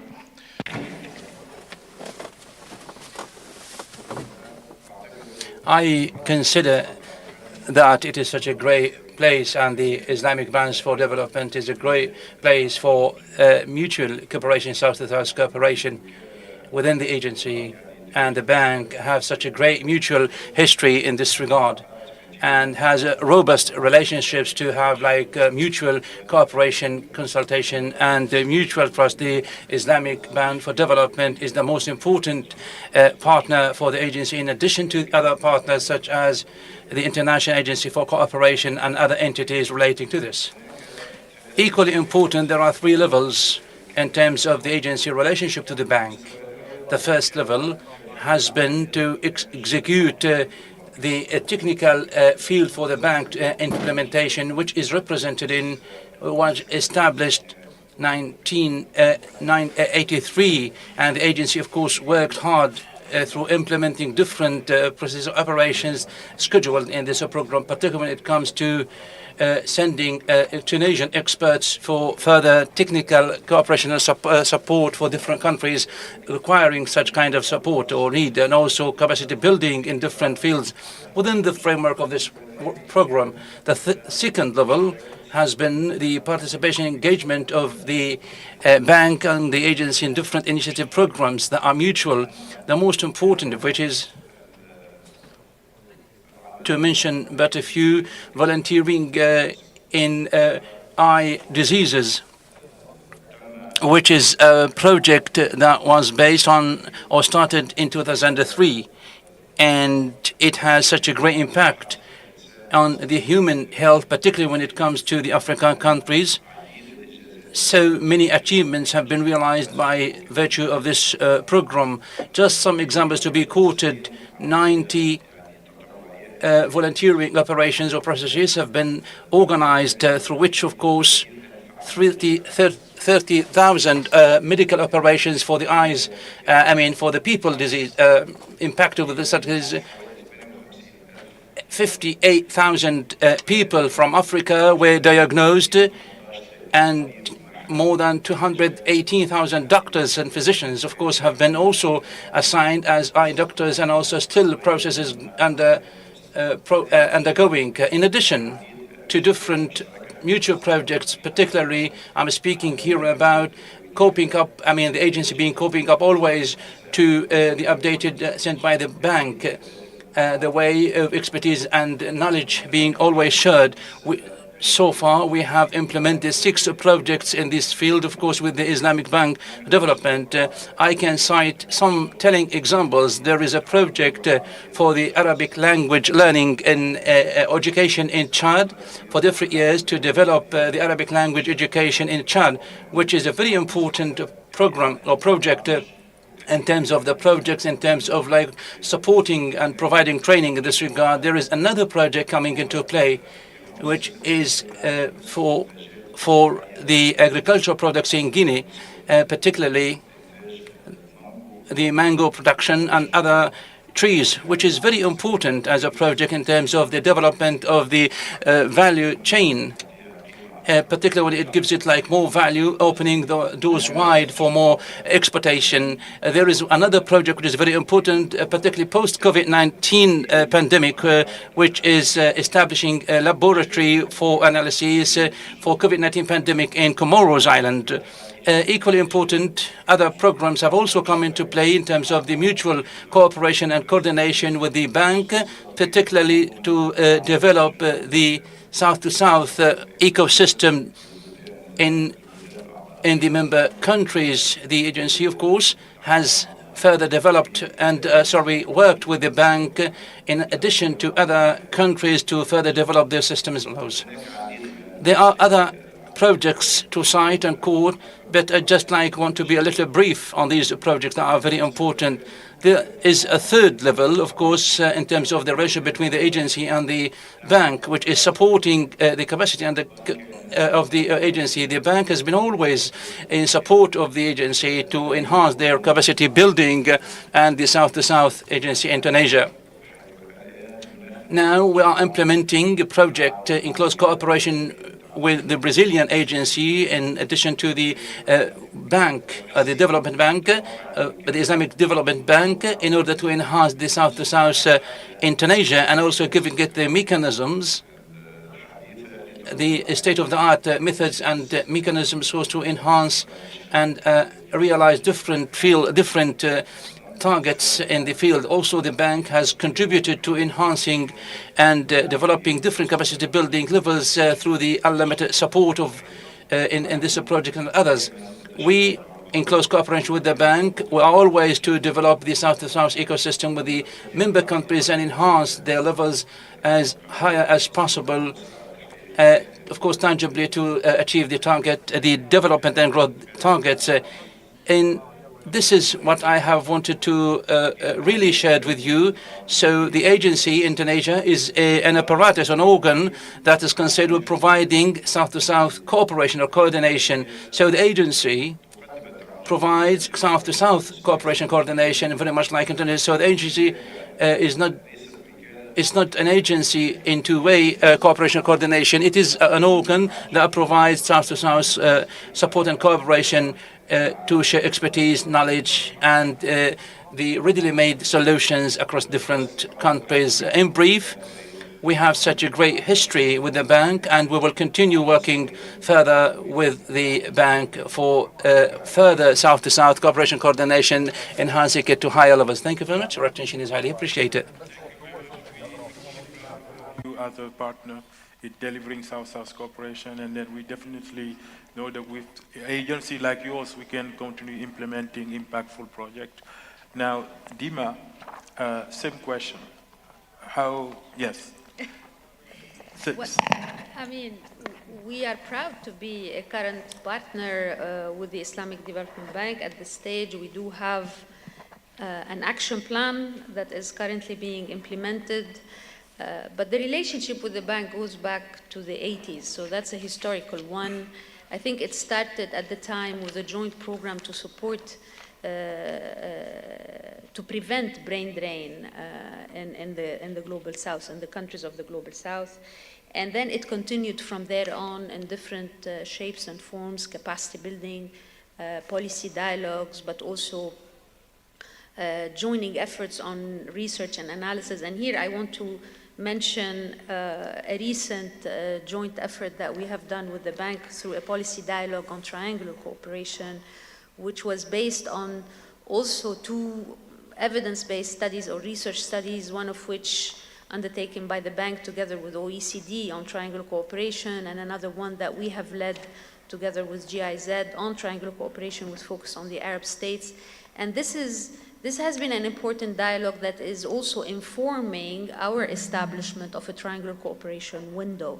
So it's extremely important to note that this collaboration with the bank is being institutionalized, is being taken forward, and we are also very proud that we have been showcasing the different undertakings of the bank on our Galaxy platform in terms of knowledge products, and we look forward to maintaining and keeping up with this collaboration. And I know that we are also planning some future activities coming up, especially with focus on the experience of the bank of dealing with the private sector in terms of financial packages. So more to come.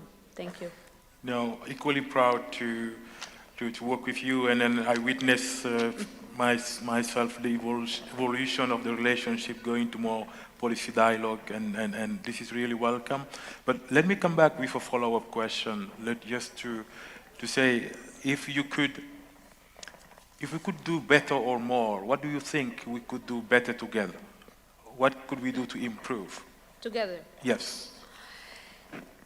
Well, this links also up to the scaling up, I would believe. And in my opinion, the institutionalization of South-South cooperation would be extremely important, and that could be a joint endeavor. But also bringing options to the countries of the South in terms of the relieving the financial distress. All the countries of the Global South have been voicing that they are suffering from the indebtedness, especially after the pandemic, and they are looking very much forward to look at solutions, at options that will allow them to weather this, multiple crises, especially on the financial side. Mm-hmm. And I think the collaboration with the bank would be extremely timely to see how, with the experience of the bank, whether through the reverse linkage or through the national ecosystems, through the capacity building, we can bring this knowledge and help to operationalize, options that will relieve the indebtedness of the countries of the South and help them, look more into bridging the gap of the SDGs achievement. So institutionalization, capacity building, using, the expertise of the bank in terms of financial solutions would be definitely extremely useful moving forward. No, this keeps coming back. It's not only you. This innovative financial solution for development is keep coming back everywhere. So I think this is something that we need to collectively try to see how we can grasp and then provide solution to institutionalization, capacity building is also a couple of other points to keep in mind. Mr. Lumbachunpi, I want to just come back to you to know, you mentioned reverse linkage several times, and I wanted to know what are the lessons learned from the reverse linkage project implemented with your institution? What are the key lessons, if you have? Thank you. Actually, for us, as I mentioned earlier, that Indonesia is quite new. So, of course, the reverse linkage program give us somehow actually another modality to do cooperation, because in addition to the bilateral cooperation, of course, there should be another way that can be done to expedite how can we provide the assistance. In our case, I mean, my experience following this program in Indonesian perspective, Indonesian aid, of course, it helps us to identify the basic needs of our partner, actually. So, in this, let's say, the telemedicine, Islamic Development Bank provide us, this is a good program, can be where the Indonesian aid can chip in. So we don't need from scratch, but we already have the well-designed program. And then, of course, again, I believe that when let's say the multilateral development bank preparing a program, I don't have any doubt that the quality is already there. So that's my one standard. Okay. So that's one. So we don't need to prepare a program from scratch. Of course, we also learn from IsDB how to, again, as a new agency, we need also learning. That's the part of our learning, actually, how to carry on a good development cooperation. So that's the second experience, or for me, is like a pattern for us to join the Research Links program. Of course, also helps give us some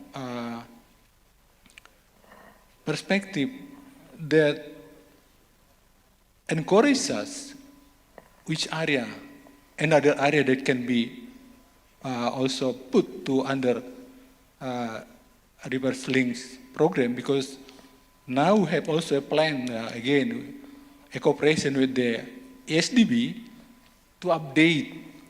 So in 2017, there is a cooperation between the IsDB and the government of Indonesia to do mapping about the expertise that had been accumulated in our development.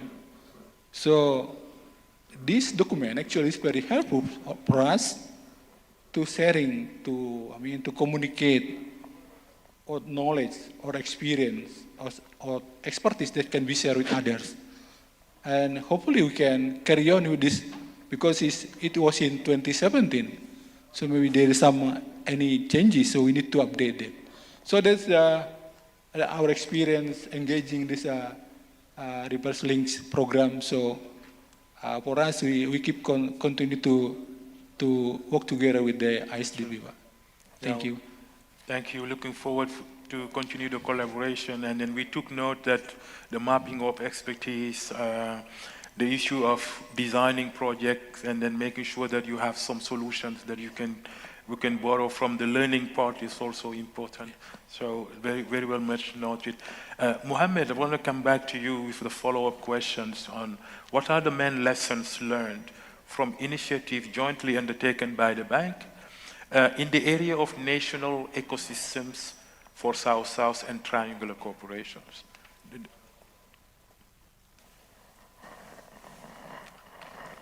Shukran. Thank you. For the lessons that we can learn in this respect, we note that the South cooperation is something that is still weak at the level of understanding or awareness. The awareness about the importance of this cooperation to achieve the development objectives and the importance of it to create or to find solutions for the different problems or challenges. The lessons include, for example, the focus on different experiences, different contexts, and the effective solutions that we need to introduce to the countries of the South, despite all the great work that has been done by the different parties, including the United Nations, for example, in their South Galaxy platform. But despite that, matching the needs and the requirements with the demand, with what is offered, is something that is still weak. And therefore, we need to understand the success stories that can be replicated. And there is also another daunting challenge that is related to the development of public policies in the field of South-South cooperation. In most of the cases, there is no clear strategy at the national level for the South-South cooperation. Yes, we have elements of South-South cooperation in some fields and aspects, but at the level of the countries of the South, there are still gaps, and there is no South-to-South cooperation system in these countries. At the level of some projects that we implemented with the bank to develop the South-South cooperation, what we have noticed is that the South-South cooperation, we can find it in different aspects and fields, but it is not visible and it's not part of the policies or the strategies. It is, and it's not part of the funding mechanisms or the coordination mechanisms. This is what we have noticed, and therefore this cooperation has to be institutionalized.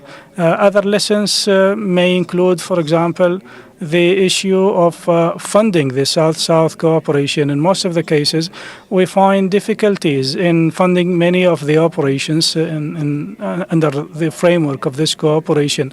And therefore, we have to think of devising mechanisms for the funding of the South-South cooperation, because this is instrumental in order to achieve development. This is briefly the key lessons that we can learn, which we have noticed in our work. And of course, there are other issues that we need to work on, especially regarding the networking, the relations, the networking between the different institutions in the countries of the South, and to facilitate the process of sharing the knowledge and sharing the experiences. And this is something that can be worked on in order to foster this cooperation and to make this cooperation as a very important tool to achieve the development objectives.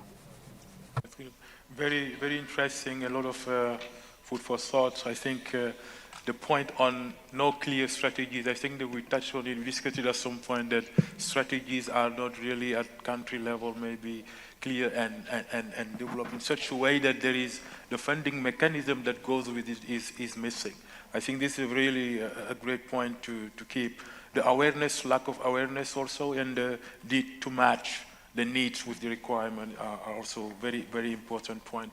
Now, I'm going to come to now another point that's going to be for all of you, another question, because I turn to the audience. Bear with us, I'm coming to you.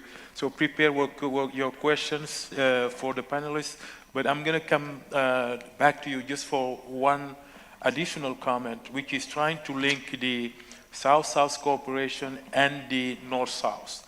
How can we, by combining the two, make sure that we can scale up in delivering on South-South cooperation? I want your perspective, all of you, starting with Mr. Governor, and then we'll go down the panelists. All right, thank you. I think that's a good question.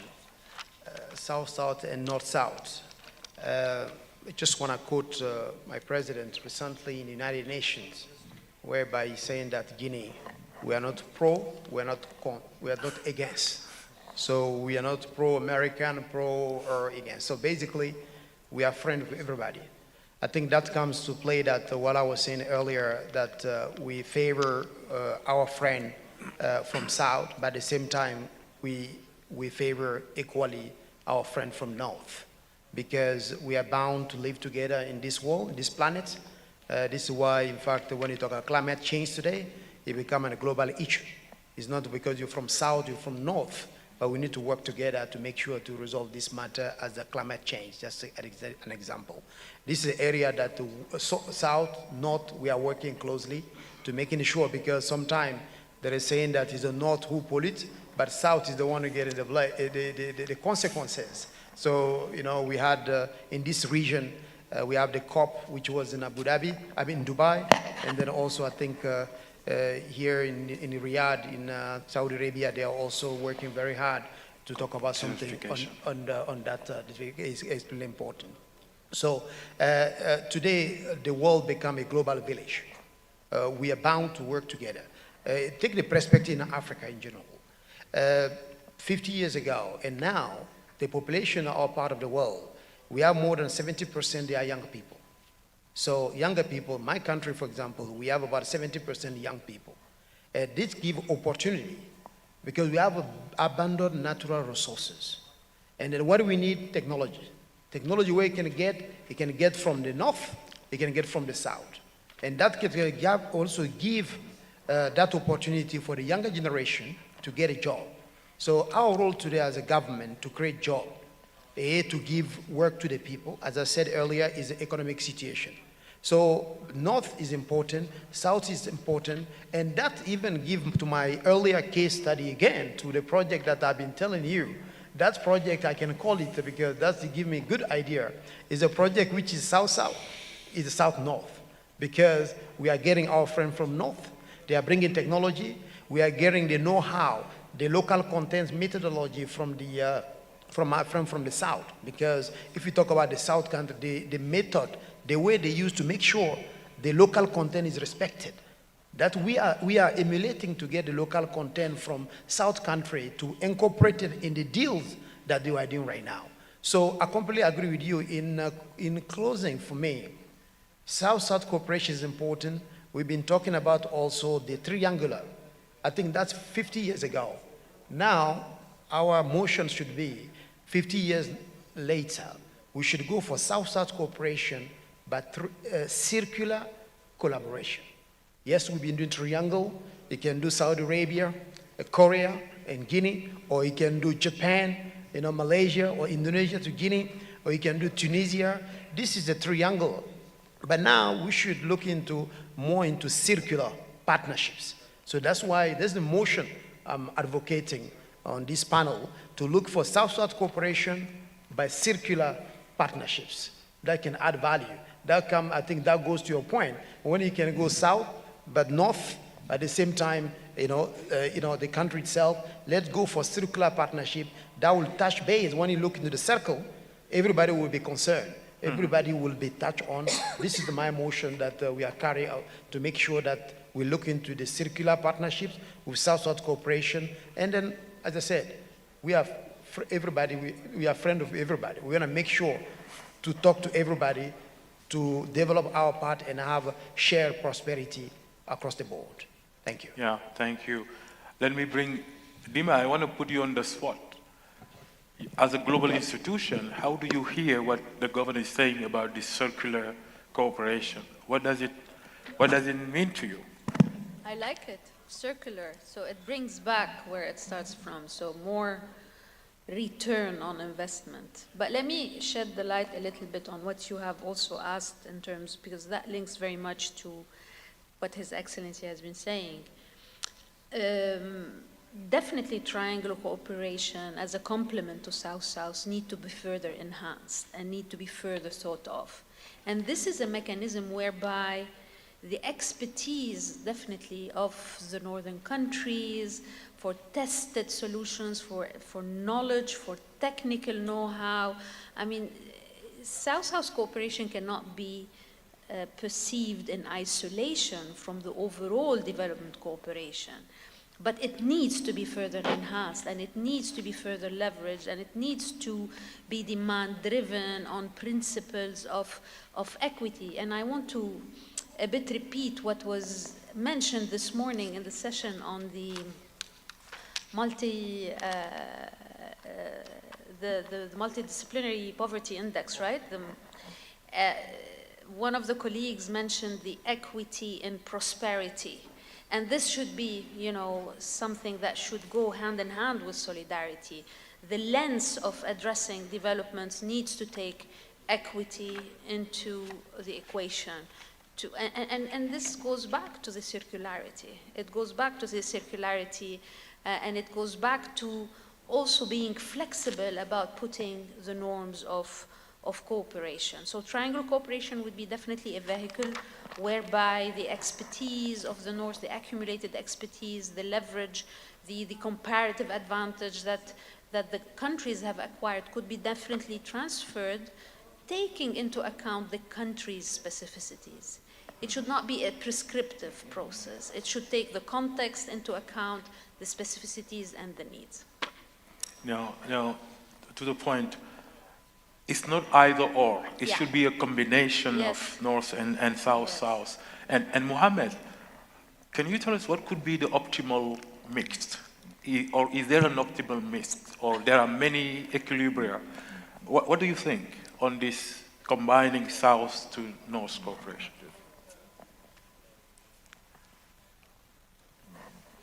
Shukran. Thank you. The South-South cooperation is not an alternative to the South-North cooperation. It is complementary to it, and it is very specific, and therefore it's very important to be within the framework of the international cooperation for development. There should be North-South cooperation, and there should be South-South cooperation, because it has certain characteristics. Why?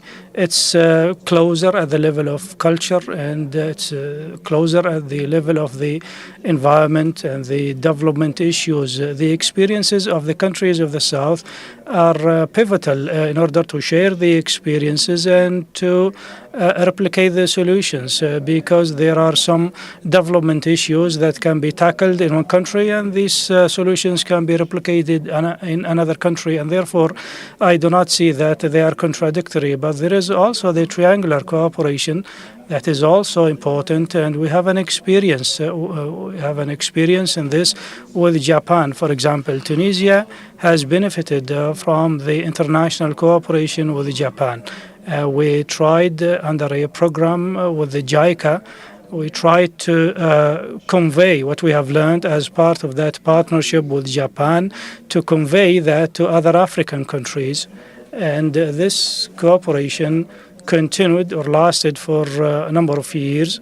And it was about some sectors that received support, technical support and assistance from the side of the Japanese. So what we benefited from the Japanese, actually, we tried to convey it or to transfer it to other countries. We had an experience, we had some issues, we overcame these issues, and we tried to help other countries of the South.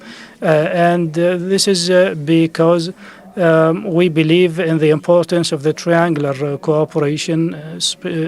We cooperated with the Japanese in the field of environment, maternal and childhood health, as well as the fishing. And there is also another cultural issue in relation to the South cooperation. We had an experience with the maternal and childhood health and the reproductive health in general, and the cultural aspect was important.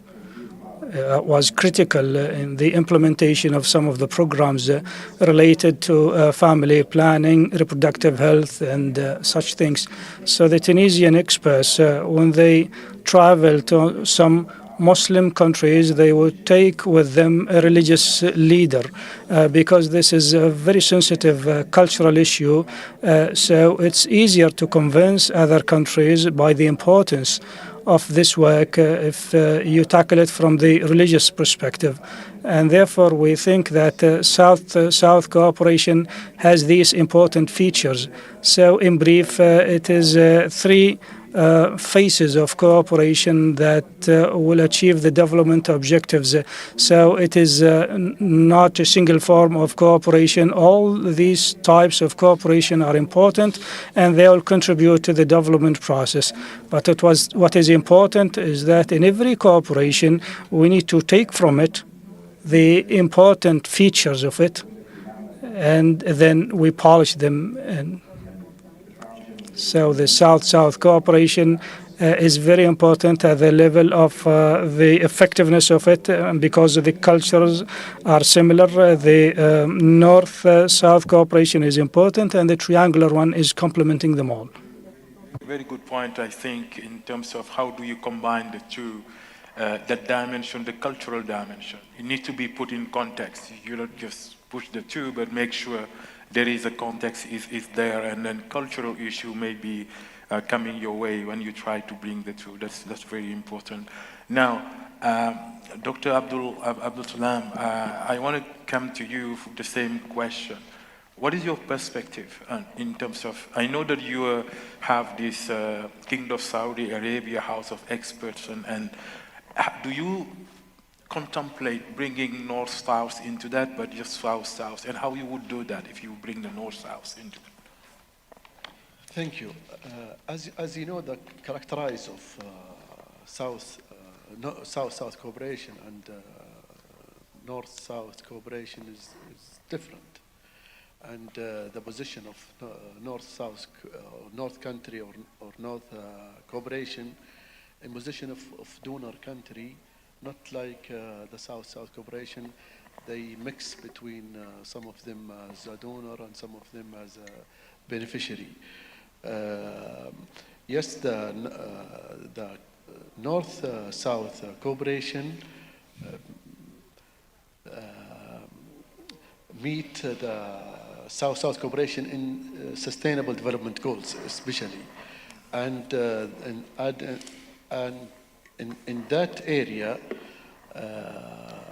in our position at the Saudi Fund, we focus to working with the North-South cooperation and South-South cooperation by determined 5 key sectors that mean international efforts that managed or lead or announced by the North, and the most country benefit in the South, especially in food security, clean energy, climate action, and water security, and the most important is digitalization. These sectors represent a holistic approach, leveraging inherent synergy to address the critical need of beneficiary country. And by focus on this area, we ensure that our efforts are not only comprehensive, but also provide specific need for each region we serve. So this is strategy at the Saudi Fund, aligned with the Sustainable Development Goals, leveraging the interconnected natural of this global efforts to foster, collaborate, and innovate solution that can overcome the barriers, embedding in our collective progress. Okay. No, very clear. The target is the beneficiaries in the South-South, but leveraging the others. So Our last guest would be the last word in terms of your perspective, Mr. Lumba Tobing. What do you think the Indo-Aid agency could combine North and South in delivering impactful results? Yes, I think our world today is facing a multitude of complex and interconnected challenges, extending across borders and impacting every aspect of society. Therefore, we need to forge collective efforts and innovative solutions. So I think I believe we do agree that the South-South cooperation is not a substitute for South-North cooperation, but we do agree that complement each other. So in our case, we are not doing only bilateral or triangular with the multilateral development bank, but also we're doing triangular with involving the North partners. Currently, we are preparing a program to our neighbor, Timor-Leste, with the cooperation of the JICA, Japan. So I think just to make more, the arrangement like that, I think we kindly maybe let's say the multilateral development bank, such as IsDB, maybe can be play as a facilitator how to make more triangular can take place. Because again, the problem is very huge. So any kind of means should be carried out, and the time is, we don't have a luxury. That's right. Especially we can, if we relate to the 2030 SDG target. So I think it should be complement each other. That's my observation. Over to you. Thank you.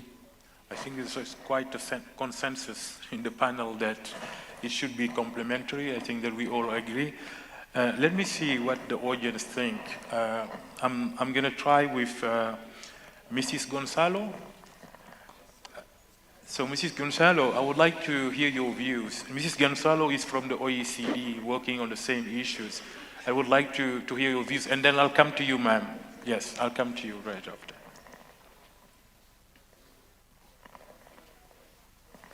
Can you give the mic?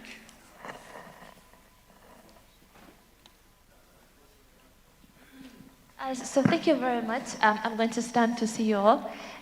First of all, you mentioned His Excellency about how he felt pride and humbled. I feel the same way. I'm very proud because the OECD is also a partner of many of you sitting there, and of course of the bank. We have partnered together in triangular cooperation and also looking at global perspectives of triangular cooperation. I think the same. So, and the other element is I also feel humbled because of the wealth of experiences that you have shared and this amazing dynamism that comes from the Global South that I'm always it's breathtaking all the time and super inspiring. So I do think that is complementary, completely complementary. This was the spirit of BAPA too, to be complementary because we still need to do our homework so the OECD and its membership needs to deliver on those commitments while also we all come together and leverage each other as one community in order to transit those development pathways. I also feel that in this discussion, I would like to point three different things that were very important. So the first one would be for me, the importance of those national ecosystems. That is absolutely key. But also thinking about the need to have the right governance arrangements in order to be able to duplicate and scale. Without the right governance arrangement, then it's harder to actually come together and to build from each other's wealth. The second one is data. So all this, the Galaxy platform and the others, this is so important, and everything that the bank bank has done as well, and this online capacity building. But really in data and the key to scale up might sound like very small, but is to continue to share. So all the synthesis and the fact that coming together and showing experience, and it is also very inspiring. There is a thought now about how we don't have the right buy-in, or we're not as exciting as other modalities potentially, or it doesn't get spoken much about it. But I do believe that in the fact of sharing and doing synthesis work and working on our communication, it is also showing those really good lessons and how we leverage each other is one of the key aspects. And my final word is, we should not forget that we're all on this together, and this allows us to actually re-signify partnerships, and how together, regardless of north or south, but the knowledge is a global public good, and we all come together to that, and as much as we can multiply it in very different manners for the climate, for challenges facing poverty and being multidimensional that we have spoken about, but also biodiversity, others just coming together, sharing that knowledge, and also that knowledge also gets improved and transforms while we share it. And it is not the same knowledge, and it is not the same innovative solution at the end. So those are my 3 takeaways. And again, very, very, very happy with everything you've shared and humbled in this knowledge. Thank you. Thank you for sharing your thoughts and for reminding us that we are all into this together. And then there are some bottlenecks like data, governance, and then the national ecosystems. So, Madam, can you say a few words about your institution that you're representing, and then you present yourself? Yes, thank you. My name is Mehla Talebna. I'm from Mauritania, a founding country of IDB. I'm a former minister and now president of the National Observatory of Women and Girls' Rights.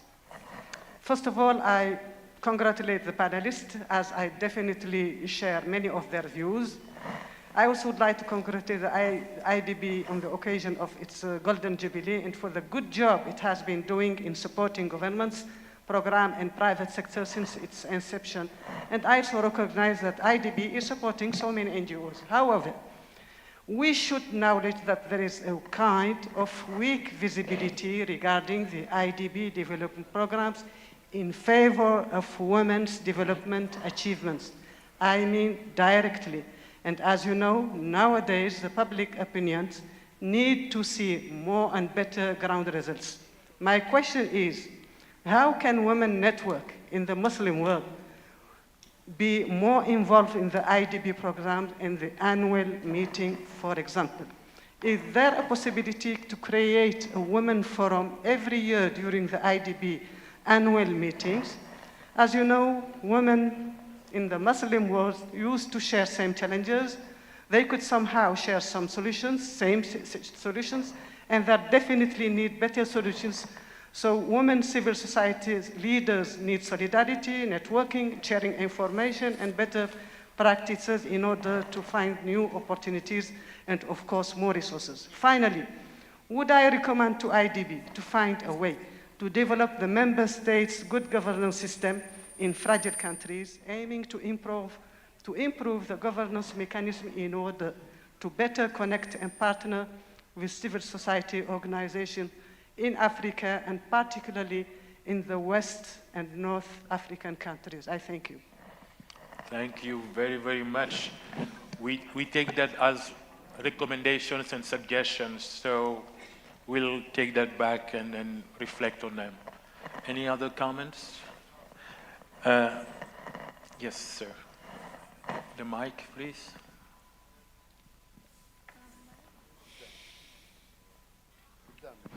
That's right.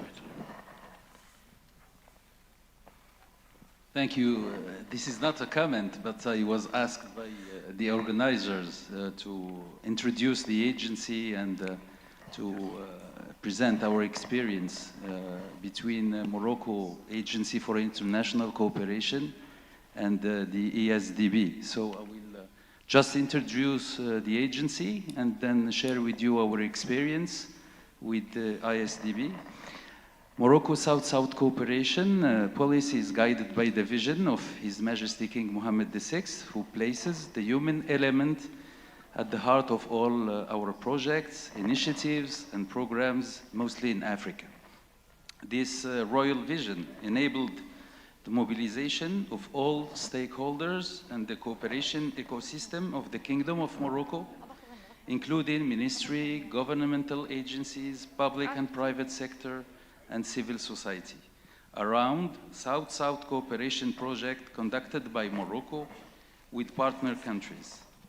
Morocco Agency for International Cooperation, AMCI, which works in coordination with the Ministry of Foreign Affairs, African Cooperation, and Moroccan expatriates, is at the core, at the heart of the national ecosystem in charge of implementing activities and programs within the scope of South-South and triangular cooperation in more than 119 countries worldwide, among them 47 in the African continent. AMCI was created in 1986, almost 40 years ago. AMCI operates in 4 main fields: academic and cultural cooperation. We are receiving each year more than 15,000 international students. Technical cooperation and sharing of expertise. We are also receiving 1,000 African executives each year for capacity building programs, support to sustainable human development projects, and international humanitarian actions.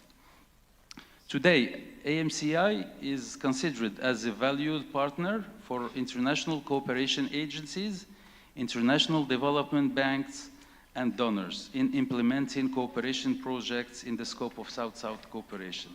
Among those international partners, ISDB is a privileged one, with whom AMCI signed an MOU in 2014, almost 10 years ago, to facilitate exchange of expertise between Morocco and other ISDB member countries. This MOU has been operationalized through the joint implementation of technical cooperation activities in the scope of South-South and triangular cooperation, and through the innovative mechanism of reverse linkage projects. It is important to mention quickly some of those co-implemented projects by IMCI and ISDB, mainly through the reverse linkage project. In 2017, a project in strengthening maternal health infrastructure in Djibouti. This program had as a main focus the training and transfer of knowledge from experts of Morocco to 180 Djibouti professionals of maternity, in addition to the acquisition and installation of 45 cardiotachographs. In 2018, the implementation of the project of drinking water sanitation in Burkina Faso through AMCI and its technical partner from Morocco, who adopted the best biological solution to improve drinking water quality in Burkina Faso. In the field of academic cooperation, we'll have 1 minute. Yes, we have to. Both parties launched an ambitious program for the benefit of African students to offer them scholarships. Finally, the Kingdom of Morocco, through AMCI, is committed in the 3-2C initiative for effective technical cooperation program launched by ISDB. We look forward for furthermore collaboration with ISDB with an ambition to scale up the common project under South-South and triangular cooperation in Africa. Thank you. Thank you. MC, can I just have one more question? There is a gentleman there. This is your hand. A question to the panelists? Yes.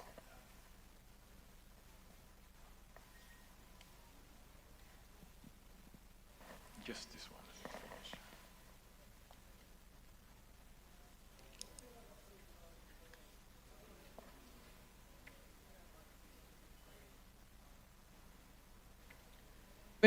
Very quick question to Ms. Tima. You know, we just discussed lots of things about this knowledge sharing and all these things. Is there any organization who is capturing all these knowledges? Because we don't need to reinvent the wheel now, because we can see lots of good practices there. And I think there should be a central institution or organization or resource center who should capture all these knowledges and share it among all the member countries so that everybody can benefit from this. Thank you. Thank you. Dima, go ahead. There is a digital platform hosted on our website. It's called Galaxy, and it has all of the knowledge that I'm talking about, like 1,000 lessons learned and best practices. So please do visit that on our website, okay? unsouthsouth.org. Thank you. Thank you. Now at the end of this session, I would like to congratulate and thank the panelists, Mr. Governor, Mr. Abdullah, Mr. Timur Lang, Mohammed, and Dima for coming. I think that, I don't know how you guys feel, but I've learned a lot, and I would like you to join me in uploading our panelists. Thank you very much. Thank you. Well done. Thank you very much, Dr. Isa, and distinguished panelists for this very interesting discussion.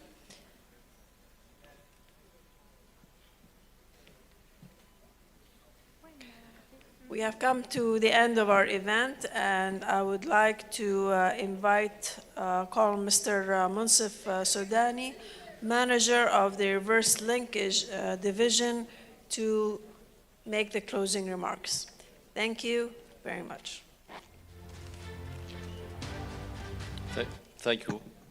Excellency, esteemed guests, ladies and gentlemen, I would like to start by thanking our valuable speakers for sharing their wealth of knowledge on South-South cooperation and its potential in this decade of action and beyond.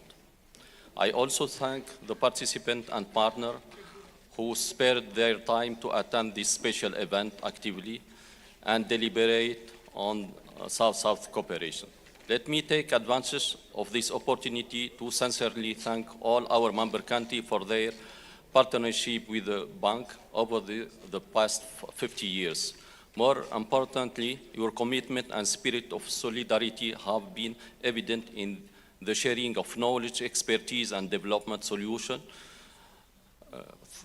At the Islamic Development Bank, we truly believe that every member country and indeed every nation in the Global South have something valuable to share and gain, regardless of their current level of development. Excellency, ladies and gentlemen, as we cherish these days, the past achievement and impactful contribution of the bank to the social economic development of our member country during the last 50 years, it's also imperative to reflect on the challenges of the past, understanding the present landscape, and chart our way forward for the next 50 years, inshallah. Today's, our discussion have underscored the importance of the strategic partnership and the potential for further advancement of South-South cooperation. We all agree that South-South cooperation has been an effective tool of development in the past decades, and its full potential remains untapped. Scaling up South-South cooperation in this decade of action requires concerted efforts from all the partners with countries from the Global South and beyond. We need strong collaboration among MDBs to facilitate financing and the transfer of knowledge and development solutions that are needed in addressing the pressing challenges. At the Islamic Development Bank, and in line with our realignment strategy 2023-2025, we are placing South-South cooperation at the core of our operation and activity. We are moving beyond technical cooperation, mainstreaming South-South cooperation across trade, private sector, development, and other sectors. Furthermore, we recognize the importance of enriching the body of knowledge of South-South cooperation, and developing new concepts and tools is essential to develop South-South cooperation. Ladies and gentlemen, at the end of my remarks, I would like to reiterate our sincere thanks to His Excellency, our Vice President, Dr. Mansour Mukhtar, and my colleague, Dr. Isa, reaffirming the bank's dedication to collaborate with all of you with open arms in promoting South-South cooperation. We stand ready to share our expertise, experience in the area with all our, for the benefit of our member country. South-South cooperation is a key development instrument that can contribute to achieving the 2030 Agenda for Sustainable Development. Let's all work together to make it a reality. Once again, thank you very much for your time and looking forward to seeing you again and working with you on this very important area. Please join me in giving a big round of applause to our speaker and moderator and master of ceremony for this contribution. And we are looking forward to have again and again better future of South-South Cooperation Initiative. Thank you. Assalamu alaikum.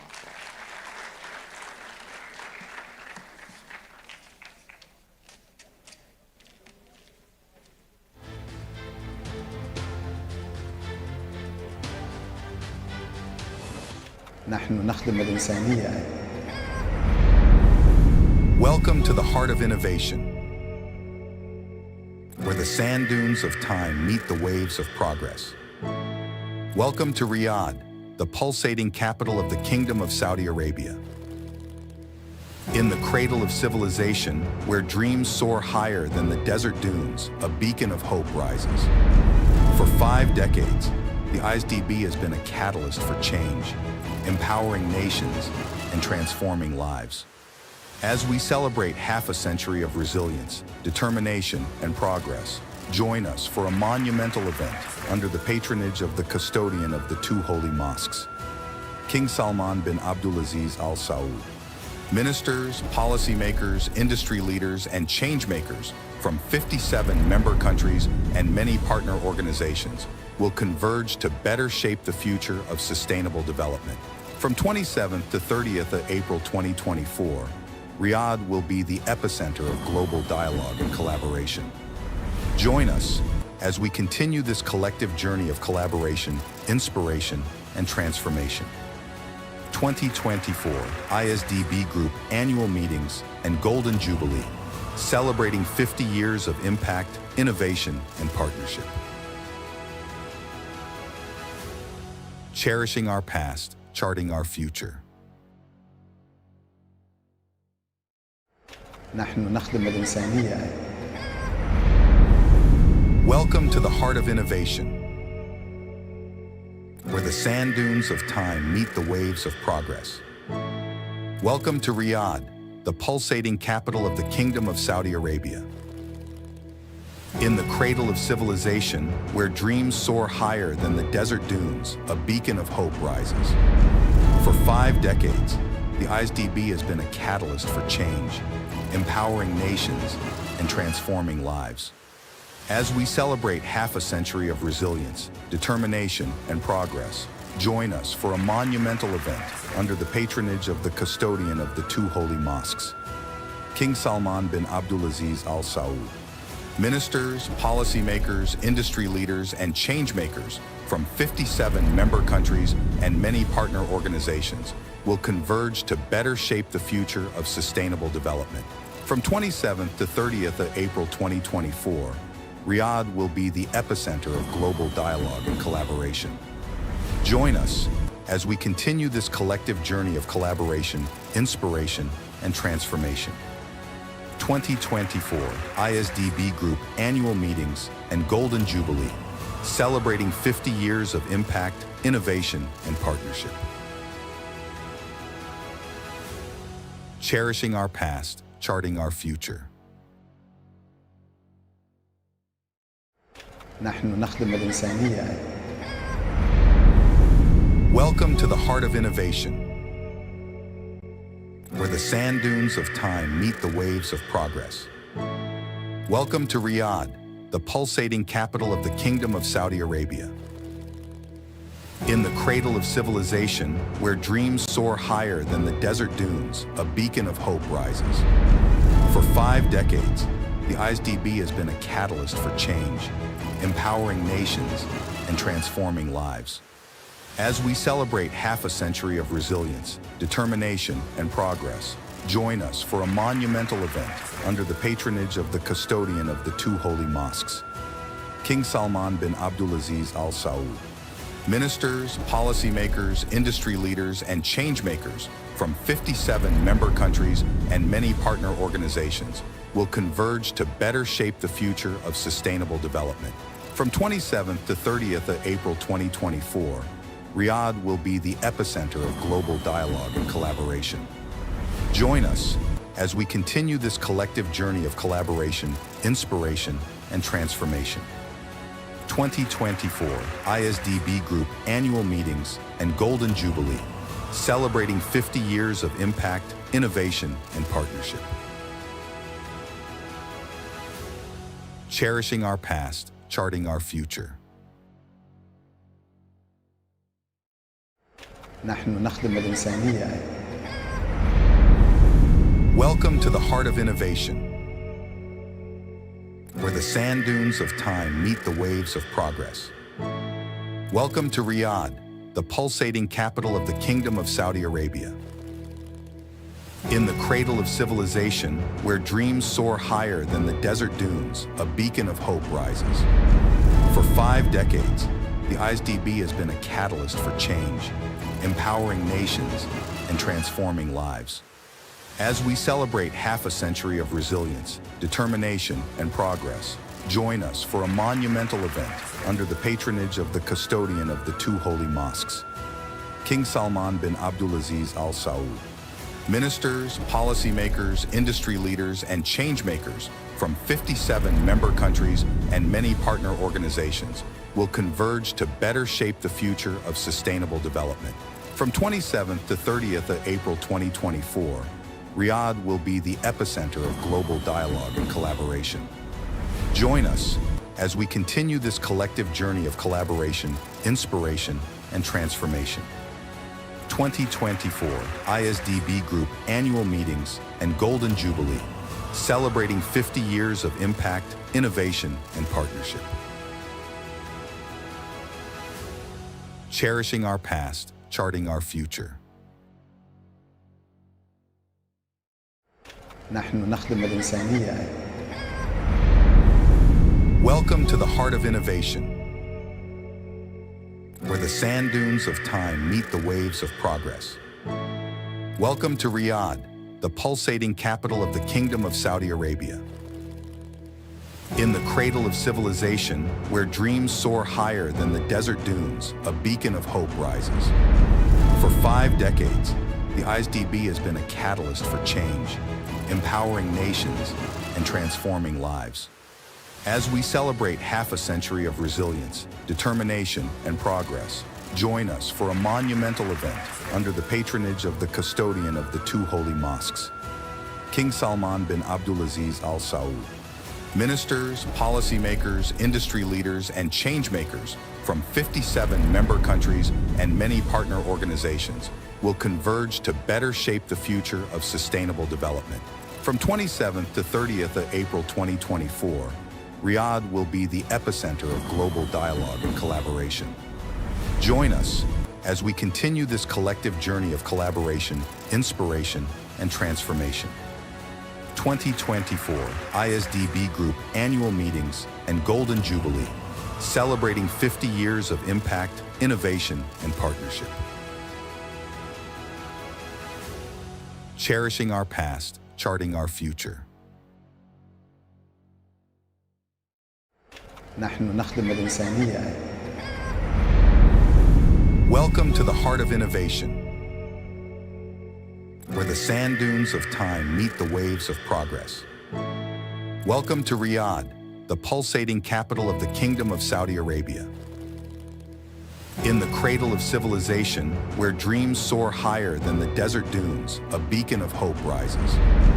For 5 decades, the IsDB has been a catalyst for change, empowering nations and transforming lives. As we celebrate half a century of resilience, determination, and progress, join us for a monumental event under the patronage of the custodian of the 2 holy mosques, King Salman bin Abdulaziz Al Saud. Ministers, policymakers, industry leaders, and change makers from 57 member countries and many partner organizations will converge to better shape the future of sustainable development. From 27th to 30th of April 2024, Riyadh will be the epicenter of global dialogue and collaboration. Join us as we continue this collective journey of collaboration, inspiration, and transformation.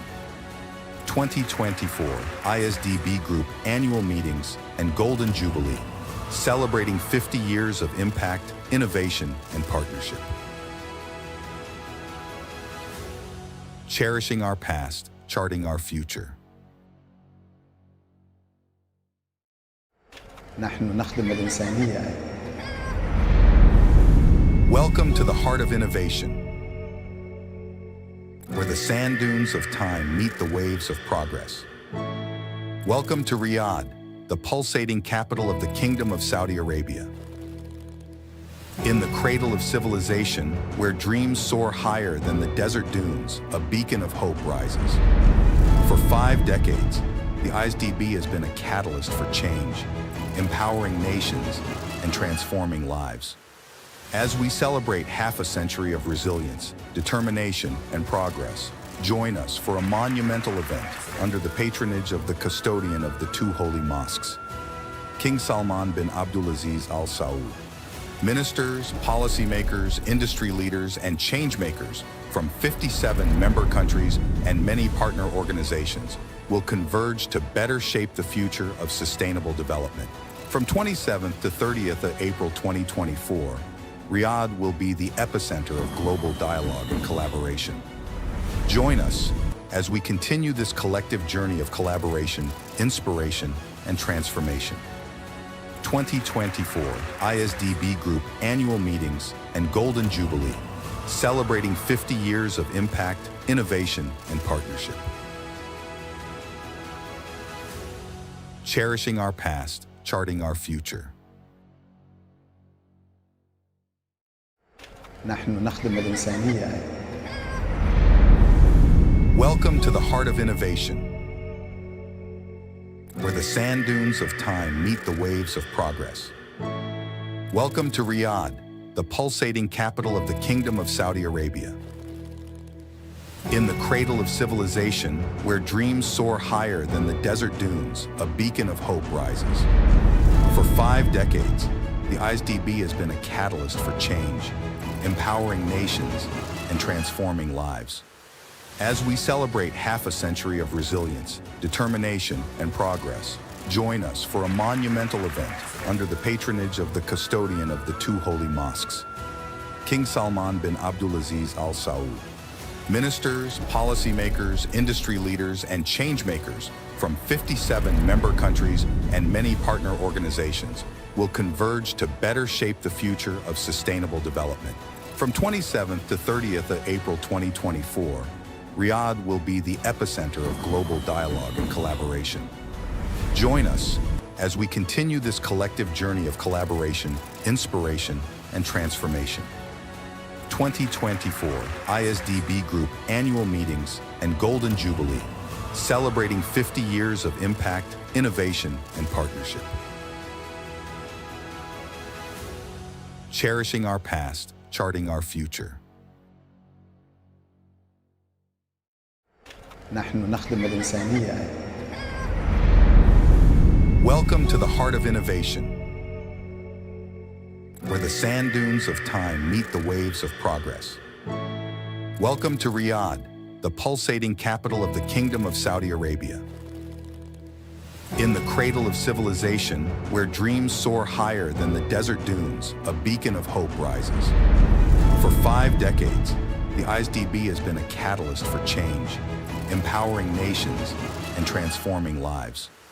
As we celebrate half a century of resilience, determination, and progress, join us for a monumental event under the patronage of the custodian of the 2 holy mosques, King Salman bin Abdulaziz Al Saud. Ministers, policymakers, industry leaders, and changemakers from 57 member countries and many partner organizations will converge to better shape the future of sustainable development. From 27th to 30th of April 2024, Riyadh will be the epicenter of global dialogue and collaboration. Join us as we continue this collective journey of collaboration, inspiration, and transformation. 2024 IsDB Group Annual Meetings and Golden Jubilee, celebrating 50 years of impact, innovation, and partnership. Cherishing our past, charting our future. نحن نخدم الإنسانية. Welcome to the heart of innovation, where the sand dunes of time meet the waves of progress. Welcome to Riyadh, the pulsating capital of the Kingdom of Saudi Arabia. In the cradle of civilization, where dreams soar higher than the desert dunes, a beacon of hope rises. For 5 decades, the IsDB has been a catalyst for change, empowering nations and transforming lives. As we celebrate half a century of resilience, determination, and progress, join us for a monumental event under the patronage of the custodian of the 2 holy mosques, King Salman bin Abdulaziz Al Saud.